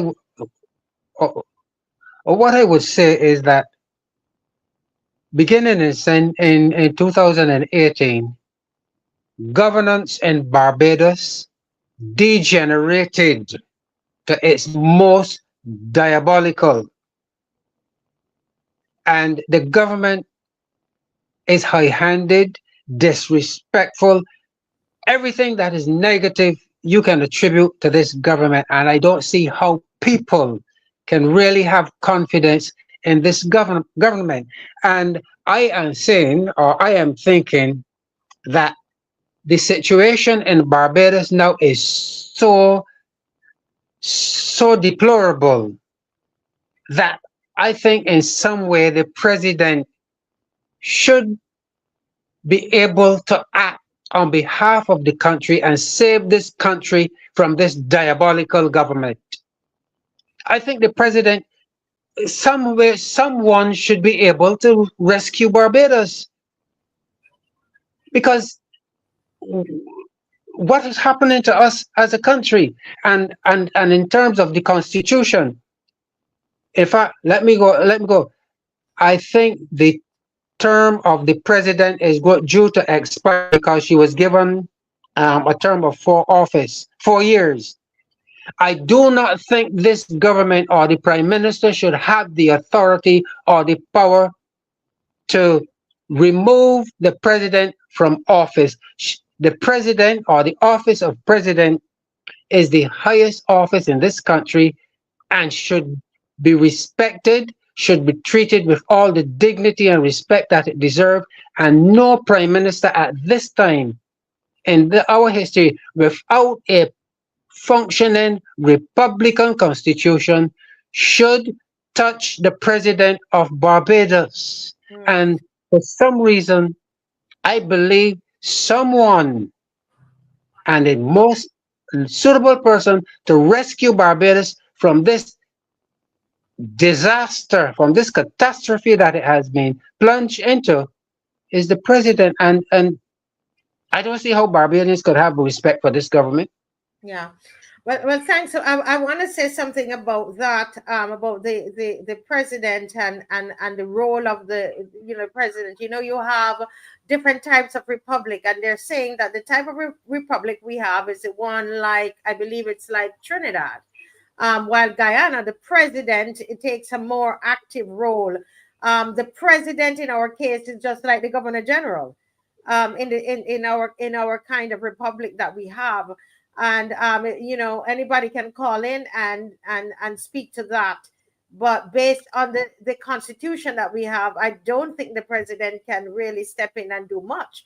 But we will come back to that. Victor might have something to say, or somebody listening might want to call in. But let's go to the caller. Caller, good night. Welcome to the Marcy Week Show. Okay, are we hearing? We're not hearing. No. I'm hearing. No, we're not hearing. He's low. No. I don't think it's your fault. Hang on, please. Wow, and it was going so good. Hello, good night. Yes, hi. Can you hear me now? Yes, we're hearing you. Go right ahead, sir. Loud and clear. Good. Yeah. Good night to all. Good night to Sister Marcia. As usual, keep up the beautiful job that you have been doing from the time you started. Thank you. Everything, big things are going for Marcia. I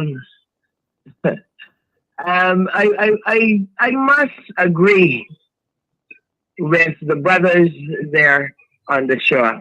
Everything that gentleman just said, I couldn't say it any better.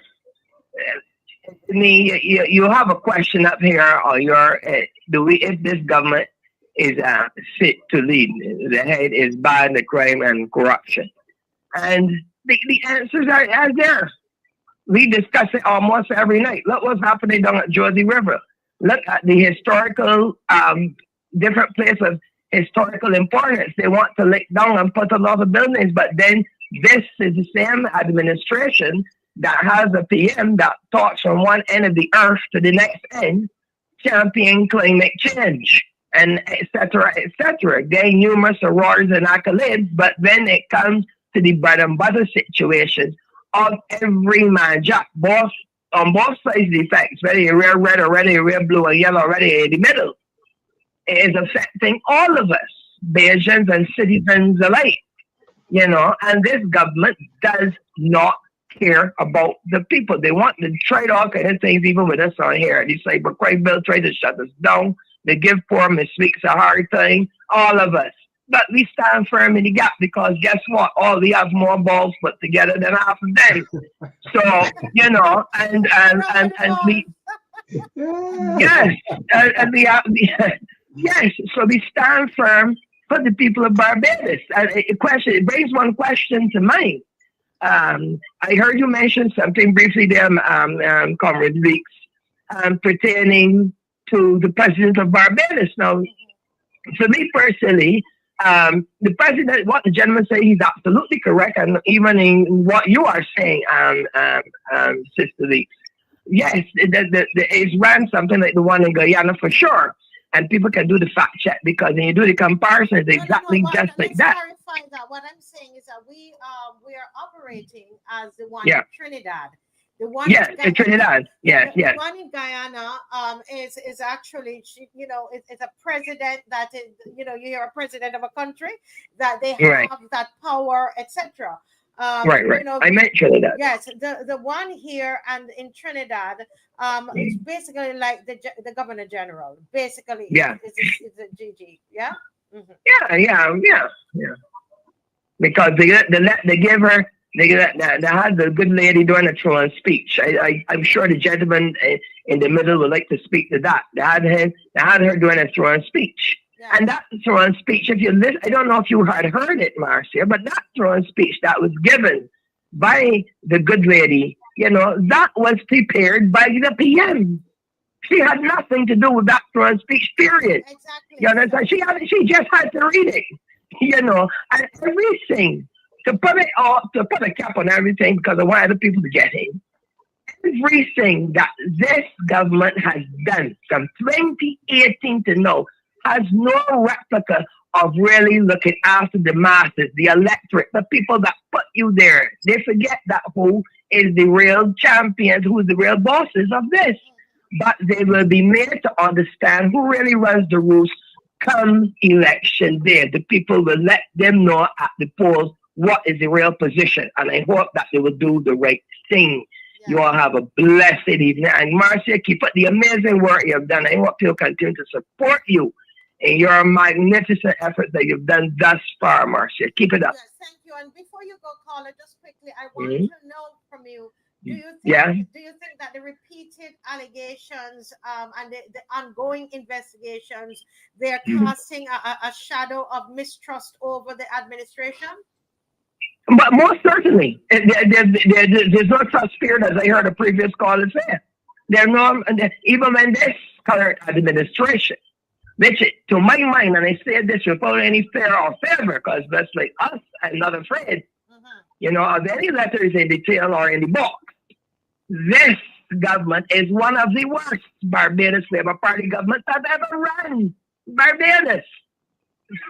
And it's a proven fact from the time in the opposition to now they've gotten this kind of fake nirvana, that they have this fake euphoric feeling that is only circulated around friends and family. So it's obviously a whole set of distrust. This government is about power, and they're not about the people, right? You have to be about the people. Have a good evening. Yes, thank you. Thank you so Cheers. Thank you so very much. Cheers. Yes. Cheers. Cheers. Cheers. Yes. Thanks, caller. Mr. Lewis, I see that you wanted to say something there.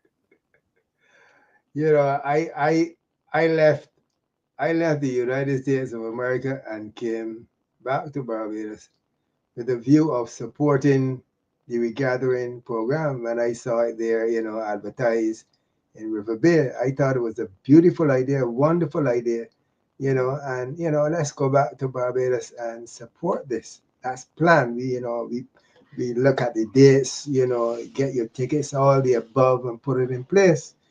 But, back in Barbados now, and I have experienced things in St. Joseph. I realized that, we can't trust this leadership. I can't trust some person who has demonstrated so much significant deceptive moves, to come and say that, I'm gonna graciously give you gifts in Beachmont Park, when that was a deceptive plan to sell out, Dennis Money Hill. That is a big deception. That's a slap in my face. That's an insult to the people of St. Joseph and an insult to this nation, Barbados. And when I go down to Joseph and I saw all the deceptions that occurred there, not only starting with the bridge, but when I had to go back to see the intent of the bridge that was installed, that is a big deception. That's an insult to me. And just like Victor Young, I have no respect for individuals who seek to insult me in the ways that this government is currently insulting the people of Barbados. They're poor, all kind of fancy pretty talk. You're going in there talking about, reparations, which is good, wonderful. But you're going out there in all these African continents and all throughout the world talking about reparations, where we will be paid for all the insulting things that were done to us and our foreparents as slaves. How could it be that you are developing an environment of a neo-colonialistic policies that we are seeing now this government is leading out in? is poor, extremely poor. And I'm very disappointed. I started out on a high, fully supportive. But of course, now, when I go back to the drawing board, we have a dictator.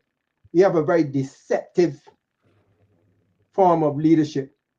And we've got to be very careful of the people, Yeah. that we don't go under. Yes, yes. Thank you so much for your contribution there. I'm being told that I'm very low. Can you hear me? Yes. I'm hearing you fine. Yes. Okay, so you're hearing me. You're hearing me well. We have a few more minutes, and I want to, as we wait on another caller, I want to show I want to talk to us about something here.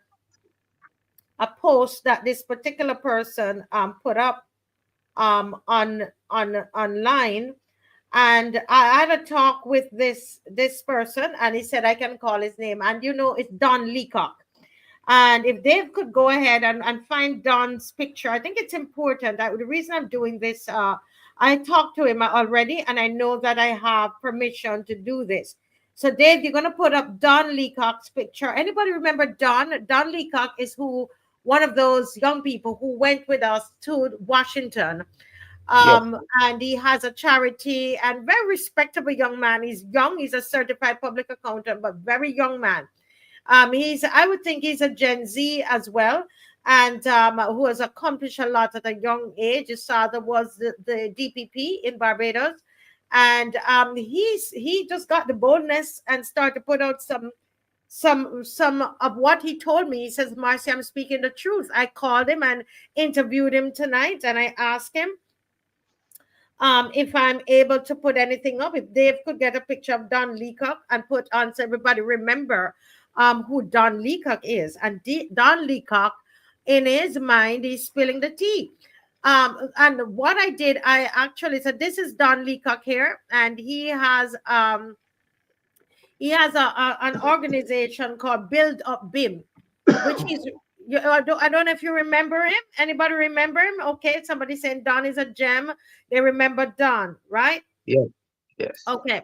Now, last night, Don told me that he put up a post. And Dave, I wanted to play, so that we've established who Don is.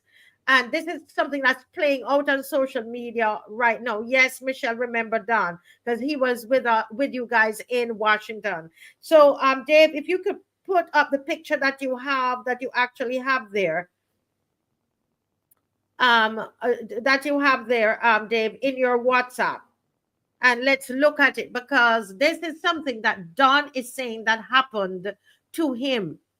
And then I don't think the other one, I can put it up from his friend who is backing him up, because that one has curse words in it. So I can't, even if I put it up, I won't read that part, Okay, so Dave, if Dave can just put up that, yes.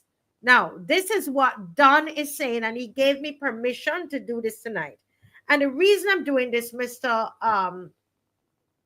Lois and Mr. Newton, is because our young people are rising up and they're speaking out, and we must support them. We cannot back down from them. There's a saying that we learned from the Kenyans that says, when we lose our fear, they lose their power. And there was a time when Don wouldn't do this. And he was doing it today. I called him, and I want to make sure it was him. And I wanted to make sure that, are you telling the truth? Is this what happened? And he said, yes, Mrs. Weeks. Yes, Marcia, this is what happened. And then I asked him permission. I said, can I share this on the screen? First, I asked him if he could come on and speak of it. And he says, I will let it play out in social media. You can use my name. You can say, I said it, but I'm not ready to come on yet. And he says this. This is what Don is saying. Don is alleging, these are allegations, that the first time that he met Minister Lane in 2022, Don Leacock is alleging. That's what these are his allegations. He told me he loved the work of Build Up BIM, he loved the work that Build Up BIM was doing, and his agency, the National Peace Program, would help. Don says, according to Don, alleged that he sent him a long proposal with many different initiatives. All he did, Don says, is that he stole his initiatives and gave the funding to people who he knew would give him kickbacks to implement. This is what Don, the same Don who went with us to Washington. And I tell you, Don, I can barely get Don to come out and say anything, about the government. He barely don't like to do it. But I know something must have rubbed him. And I tell you, this is why I tell you, when these young people, when they rise up, and can I hasten to say that I did reach out to the office, well, the number that I know as the assistant for Minister Corey Lane before the program started. And I asked them, I invited them on the program, and I told them that there were allegations about kickbacks, etc. And I did ask them to come on. Don is saying this is the truth that happened. He is saying it's truth. Okay, I wasn't there. Don says he even went as far as to say one of my projects was too small and he wouldn't be able to personally make any money out of it. So it wasn't feasible. So Minister Corey Lane, if you're listening, this is what is all on social media. I am not saying it. It's what is on social media, sir. And I've reached out to who I think the last person that I dealt with as your assistant. I reached out to them and asked them if you could come onto the program and to verify these things that are out there on social media, if they are true. He's saying that you, according to Mr. Don Leacock, a young man here standing there with you, he said he came to you with his ideas, and according to him, you stole his ideas. That's what he's saying. And that you gave to people that would give you kickbacks, and you told him that one of his projects was too small. He was not interested in it because it was not feasible because you could not get any kickbacks. Is that true, sir? Is that true? And it's important that we know. We said one of the things that we said is that we're going to hold you all accountable. We are going to hold you all accountable. We don't have any court to take this in. And yes, I know Don Leacock, but I still want to hear from you, sir. Is this true, sir? Is this true? We need to know if this is true. You were voted and put in this office. Is it that you take projects that gives you kickbacks? Now, let me send to Dave. Let me send to Dave another one that came in. Important, folks. Accountability. We're not joking in this season. And when it comes out to the young people, I tell you this now. I tell you, the social media, this is why they want to implement the cybercrime bill. Okay? Because he would not be able to do this, Mr. Lewis, if there was a cybercrime bill. I want some clarity, though, with respect to all he did was steal the initiatives. You see that term steal?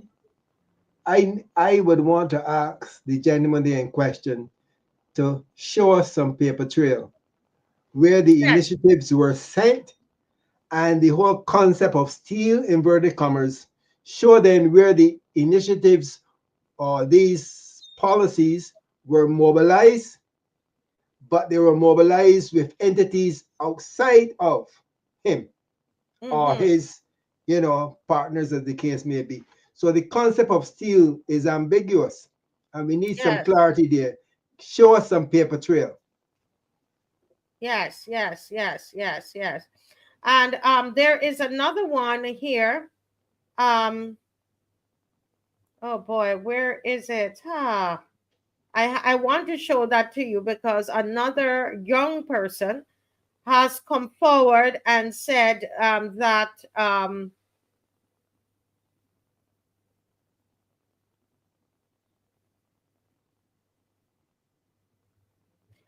all right, and this is another person, and they put it out on social media. Another young person this person said he made us give us all our plans. I was there. I am the person who told Don that Corey Lane is a good man. I'm the one who introduced him to my brother. And he said he would help our nonprofit organization. He told us to make a business plan. This is a young people talking, right? Let me send this to Dave because I think we've got to stand when people are speaking out, but at the same time, as I did today, I did reach out to Mr. Lane. And as you said, we would like to see the paper trail. I agree with you there. I'm glad you're a former police. Yeah. Right? And since he's alleging that they stole the plans, that those are the allegations, and we don't know of a fact, right? But I think that it is important. Let me send this one to Dave because we need accountability. And one of the things that we want to do is to support the people who are coming forward, Mr. Lewis, who are speaking and saying to them, as you're saying, give us the proof, right? Give us the proof. Let us see, right? Let us see. Dave, you got that in your phone? And can you play that for me, please? Put that up. This one is a person called himself Always Hustle Vision. And he says this SHIT is truth. And they tag Minister Lane. He said that Minister Lane made them give him all of their plans. He was there, and he's a person who told them to go to that Corey Lane is a good man, and that he was introduced to him to his brother. And he said he would help our nonprofit organization. He told us make a business plan and show him all of our ideas, and we did that. And he took it and created, according to this person, he's alleging that he created the National Peace Program. Now, what I'm reading, it's all on Instagram. It's not brand new to the show. I just checked with the originators of this, and they're saying that they stand by what they have to say. And I reached out to Minister Lane. I didn't get a response just as yet, because we, the people, the taxpayers, we want to know. And he said that he used it to create the National Peace Program. That's what he's saying, Mr. That the National Peace Program was created. I don't know. I can tell you all these politicians is the same. He even used my popularity to gain votes in the Orleans and other places in town. I was warned by my homes about this man, but whatever. The point is that along, I won't read all the posts, right? But these are the thing about this is that these are young people, and Mr. Newton, they're losing faith in the political process. They have lost faith. I'm kindly asking Minister Lane, please, you're a young person as well. Please meet with these people. Is it so? Is it so? Contact me, please, 236-7000. We would like to hear your side of the story.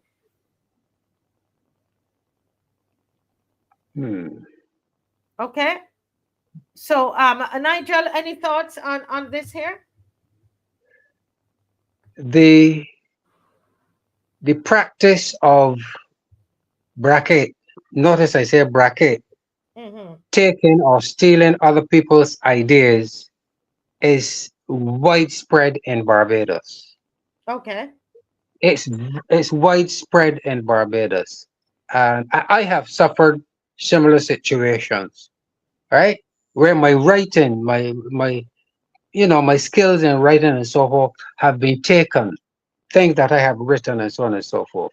That is widespread, right? But I am not saying in this case it is true or false. I'm not getting into that. But I'm saying it is a fact that such things happen in Barbados. And okay, go ahead. You go ahead. They will come back to me. Yes. Well, there is some more of what these young people are saying. I want to comment there, Marcia. Yes, go ahead. Yeah, don't scroll. Okay, Dave, you can take it down. Don't scroll. Don't take it down yet. Don't take it down yet. Now scroll back up. Scroll back up. Scroll back up. He had Yeah, something about the police, and I hold it don't right want to there. get in there. No, hold it right there. You see, those last 3 lines. He said, our project is, I assume that there should be too small for him to get any cutbacks. So is cutbacks a part of the policy of government? You know, that's a question that baffles me, because if the project is too small for him to get any cutbacks, it would mean then that there were cutbacks from large projects implemented by government within that same entity. And I am very concerned about the whole concept that he said.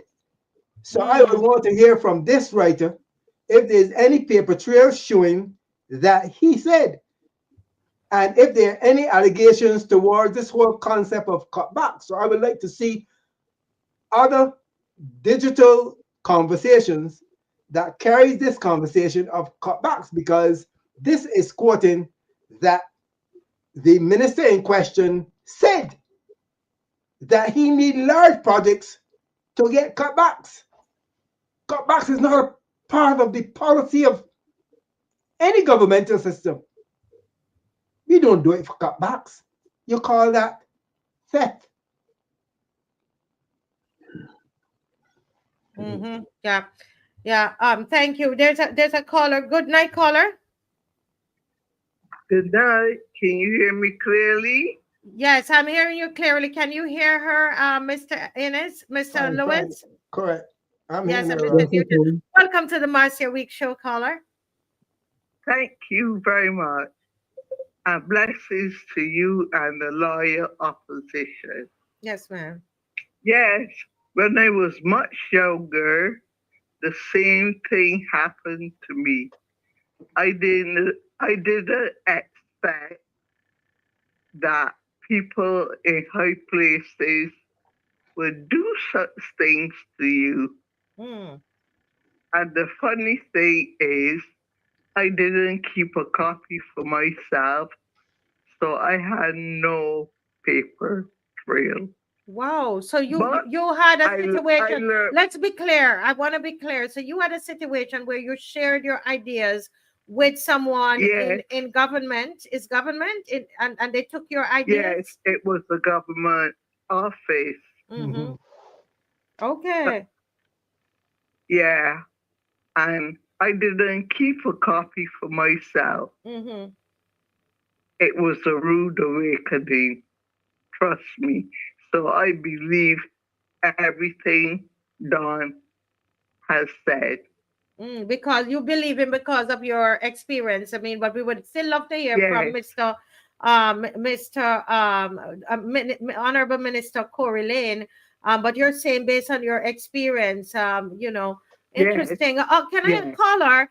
Don is in his 20s. Can I ask you, how you don't have to give me your exact age. There's a reason I'm asking you that. Are you in your 40s, 50s? You mean now? Yes. 60 plus. 60 I'm plus. going to be 60. I'm going to be 61 in June. God's spare. Yes. So you see that why I asked the question, because Don, can you imagine as a young person how he feels, the anger he feels over that? Because he believes he's saying it happened to him, and you can remember that, and you're 61. Well, going on to 61, and you remember it, and it still caused you a lot of pain, doesn't it? Yes. I found it unbelievable. Wow. Wow. Well, I'm really sorry about that. And did they continue with the idea, or was it something that they continued? It was used. It was used. Yeah. Yeah. Wow. Wow. Wow. Well, I'm sorry to hear that, caller. I must ask you, you know, with all of the allegations and all that we've been hearing. I mean, the society has just been, oh my Lord, we can't take any more. What has that done for you in terms of your confidence in and your trust in this government? Well, I've never trusted this one, to be quite honest, because my dad is fast, so I can say this. In fact, I was never fearful of what people thought of me because I never fit in. I was always considered a nerd, but I didn't care. And my dad was a diehard BLP, and when he met a particular person for the first time, a man blacker than my dad looked at my dad and told him he was nobody. That hurt him to the core. Well, you know, my dad became a diehard D, but diehard don't get us nowhere. We have to put our country first. Yes. And what's happening now is wrong. What the DLP did that was wrong too. You know, every administration that did wrong. Yes. And they're going to pay because they're still just run tonight, catch it. Can't do it forever. Yes. But we got a real hole. I don't know how many generations going past before we get this hole we in. We can only hope for the best. I have faith that the Creator will help us solve this one. Yes. Thank you so much, Carla. I'm really sorry that that happened to you all those years ago. And I'm sure the young people who are listening they realize, whoa, that happened to her too. You know, so thank you for calling. Thank you. You're welcome. Yes, ma'am. Stay Thank safe. you. Yes, ma'am. Thank you. Wow. Oh my goodness. So Nigel, that is confirming what you have been saying. Yes. Yeah. Yes. Yeah. Yeah. Wow. Oh, Wow. to substantiate that, I remember. Well, I do a lot of writing, Yes, and and we so on only and have so a forth. minute. We only have a minute Oh, just to say okay, time is okay. going so good. We're having fun. Yes, yes. All right. Well, but okay, I will close off that by saying yes, it happens. Yes. It Yes. is a bad practice in Barbados.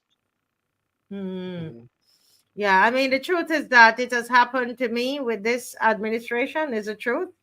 And that I don't have to tell any lies with that. It went to the Minister of Culture, a good friend of mine, and it ended up somewhere else. And we realized it became one of the activities that they did.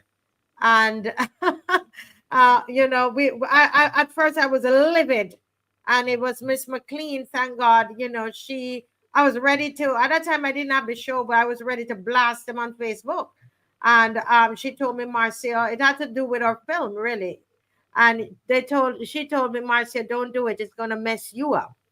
So keep quiet about it. You know, of course, I spoke about it several times on the show here. So I know what that is. And for young people, when that happens to young people, you know, if what he's saying is actually what happened, Mr. Lewis, as you said, you would love to see the paper trail. If that, I know what happened to me, you know, but I don't, you know, I wasn't there. I'm just going off what Donna said and his friend has said. You know, and we're waiting for the minister. Hopefully, you'll be able to come on the show and let's have a conversation about it. Marcy, But it's it's a an little awful deeper than that. feeling. It's a little deeper, you know, because You know, in my closing comments, I would want that you spoke of this whole concept of a cloud over us, this cloud, but it appears to me now that within this cloud, there are a lot of kickbacks, a whole lot of kickbacks. So I'm hoping that, you know, the Public Accounts Committee must step up their game to find these kickbacks. The Yeah, police but force, they don't want that. They have. This is what the caller was saying, that they have blocked Mr. Thorne from forming the Public Accounts Committee. there are other avenues in which these things will be revealed. And of course, this is one tonight. This And is as one. of course Social media is it is. there. Social media Yes, is there. social media is there. And you can't beat that. Good. So they either take the Public Accounts Committee or they take social media. Precisely. Okay. Good. And then they take the vote. Correct. And social media is worse. Oh yes. Oh yes. Far and wide. You see? And this is why I'm gonna end here by saying this is why, you know, sirs and viewers, why the opposition leader in the parliament today, did you hear him at the estimates? He was asking them questions. He was seeking accountability that he has not gotten any answers yet. That's what Mr. Thorne is doing inside there. Can you imagine, gentle people, if we had, say, 12 of them like Mr. Thorne in there? You think that they will be able to do all of this nonsense that they're doing? But he's by himself. And that is why I'm saying let's be constructive. Let's use social media in a constructive way. Use it to ask them these questions. Use them to expose things. You know, do it responsibly and make sure that, you know, you have all your facts and so on. But the point is that, you know, they don't want to do it in the parliament. Well, the people do it. Let the people do it on the outside. And that's why on Sunday, Mr. Lewis, we are going to Holetown. Oh, yes. Yes. And anything, I'll give you the final word tonight, sir, on Holetown. Say something to the people why they should come. Well, you know, I was giving this some thought, you know, give me a few seconds extra because I just wondering if I had to go and park my car in my sister's car park, walk across the main road, you know, across the zebra crossing, through the civic center to go down the back to get a sea bath. You know, if I have to do that on Sunday, I'll do it. Yeah. You know, I was giving that some thought, how hard it is for me to get a bath, you know, in the area of Holetown. But, you know, of course, Sunday is going to be a different mission.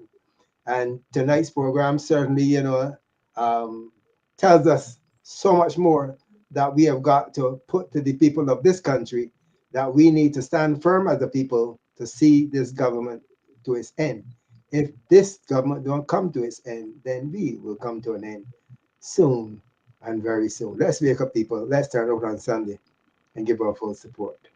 Yes, yes, yes. And thank you, viewers. You were very attentive tonight. The loyal opposition. Listen, we are on duty here. We're falling in line. We're not going to be distracted. We're not going to be moved. We're going to do what it is that we have to do. See you on Sunday, people. See you on Sunday. We have a show on Friday. And listen, I didn't get to tell them, Mr. Nigel, who is coming on Friday. We have a historian, Maurice Greenidge, is going to be on, and it's going to give us a history of Holetown. I'm excited about that. You know, I'm looking forward to that. Maurice Greenidge is going to be on Friday, and he's going to give us, there's a call coming in. Let me see this call. It's British Virgin Island. Let me take it. 1 second. Good night. Good night. I am calling from the British Virgin Islands. Yes, I saw that, and I decided to take the call, although we're finished. But I said, let me take a quick call from you. Yes. Good night and welcome. Good night. I grew up in First Street, Holetown. Yes, ma'am. Wonderful. Yes, I grew up in First Street, Holetown. And I currently live in the BVI. I came home for Christmas. Yes, ma'am. And I'm very proud regularly to bring my 2 boys, along with my husband, who is from St. Lucie, to Holetown. And they love Holetown. And that history needs to be preserved. I am sorry that I won't be there because I'm elsewhere. But good job, and I hope so many people come out that we send a message that they wouldn't touch Holetown the way it is. All they need to do is preserve it. Yes, yes. I'm so glad It is there. It is dear to my heart. It is hard to get to the beach with so many things already built up in Holetown.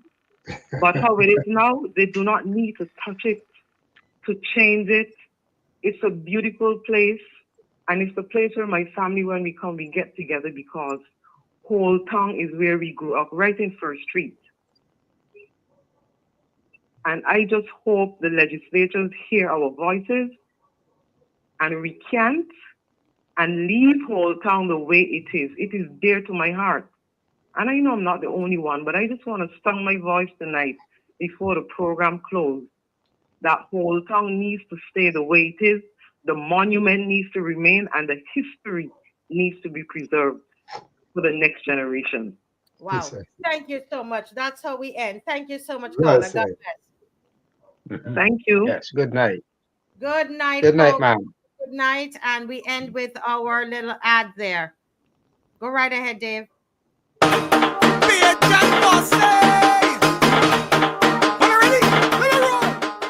Barbados, keep the pressure on. Join us at Holetown Beach this Sunday, February the 23rd at 3 p.m. as we unite to preserve our land and heritage. From Joe's River and Gibbs Gully, the East Coast, BDF St Anne's Fort, Holetown Civic Centre, Bay Street, Government Headquarters, Geriatric Hospital, Pierhead and every inch along our coast. The government's plan to sell it all and force Bajans inland must be stopped. Stand with us. Stand for Barbados. Because together we say, not bout hey, with our land and heritage. Mark your calendars and be part of the movement. See you there this Sunday, 3 p.m, Holetown Beach. Good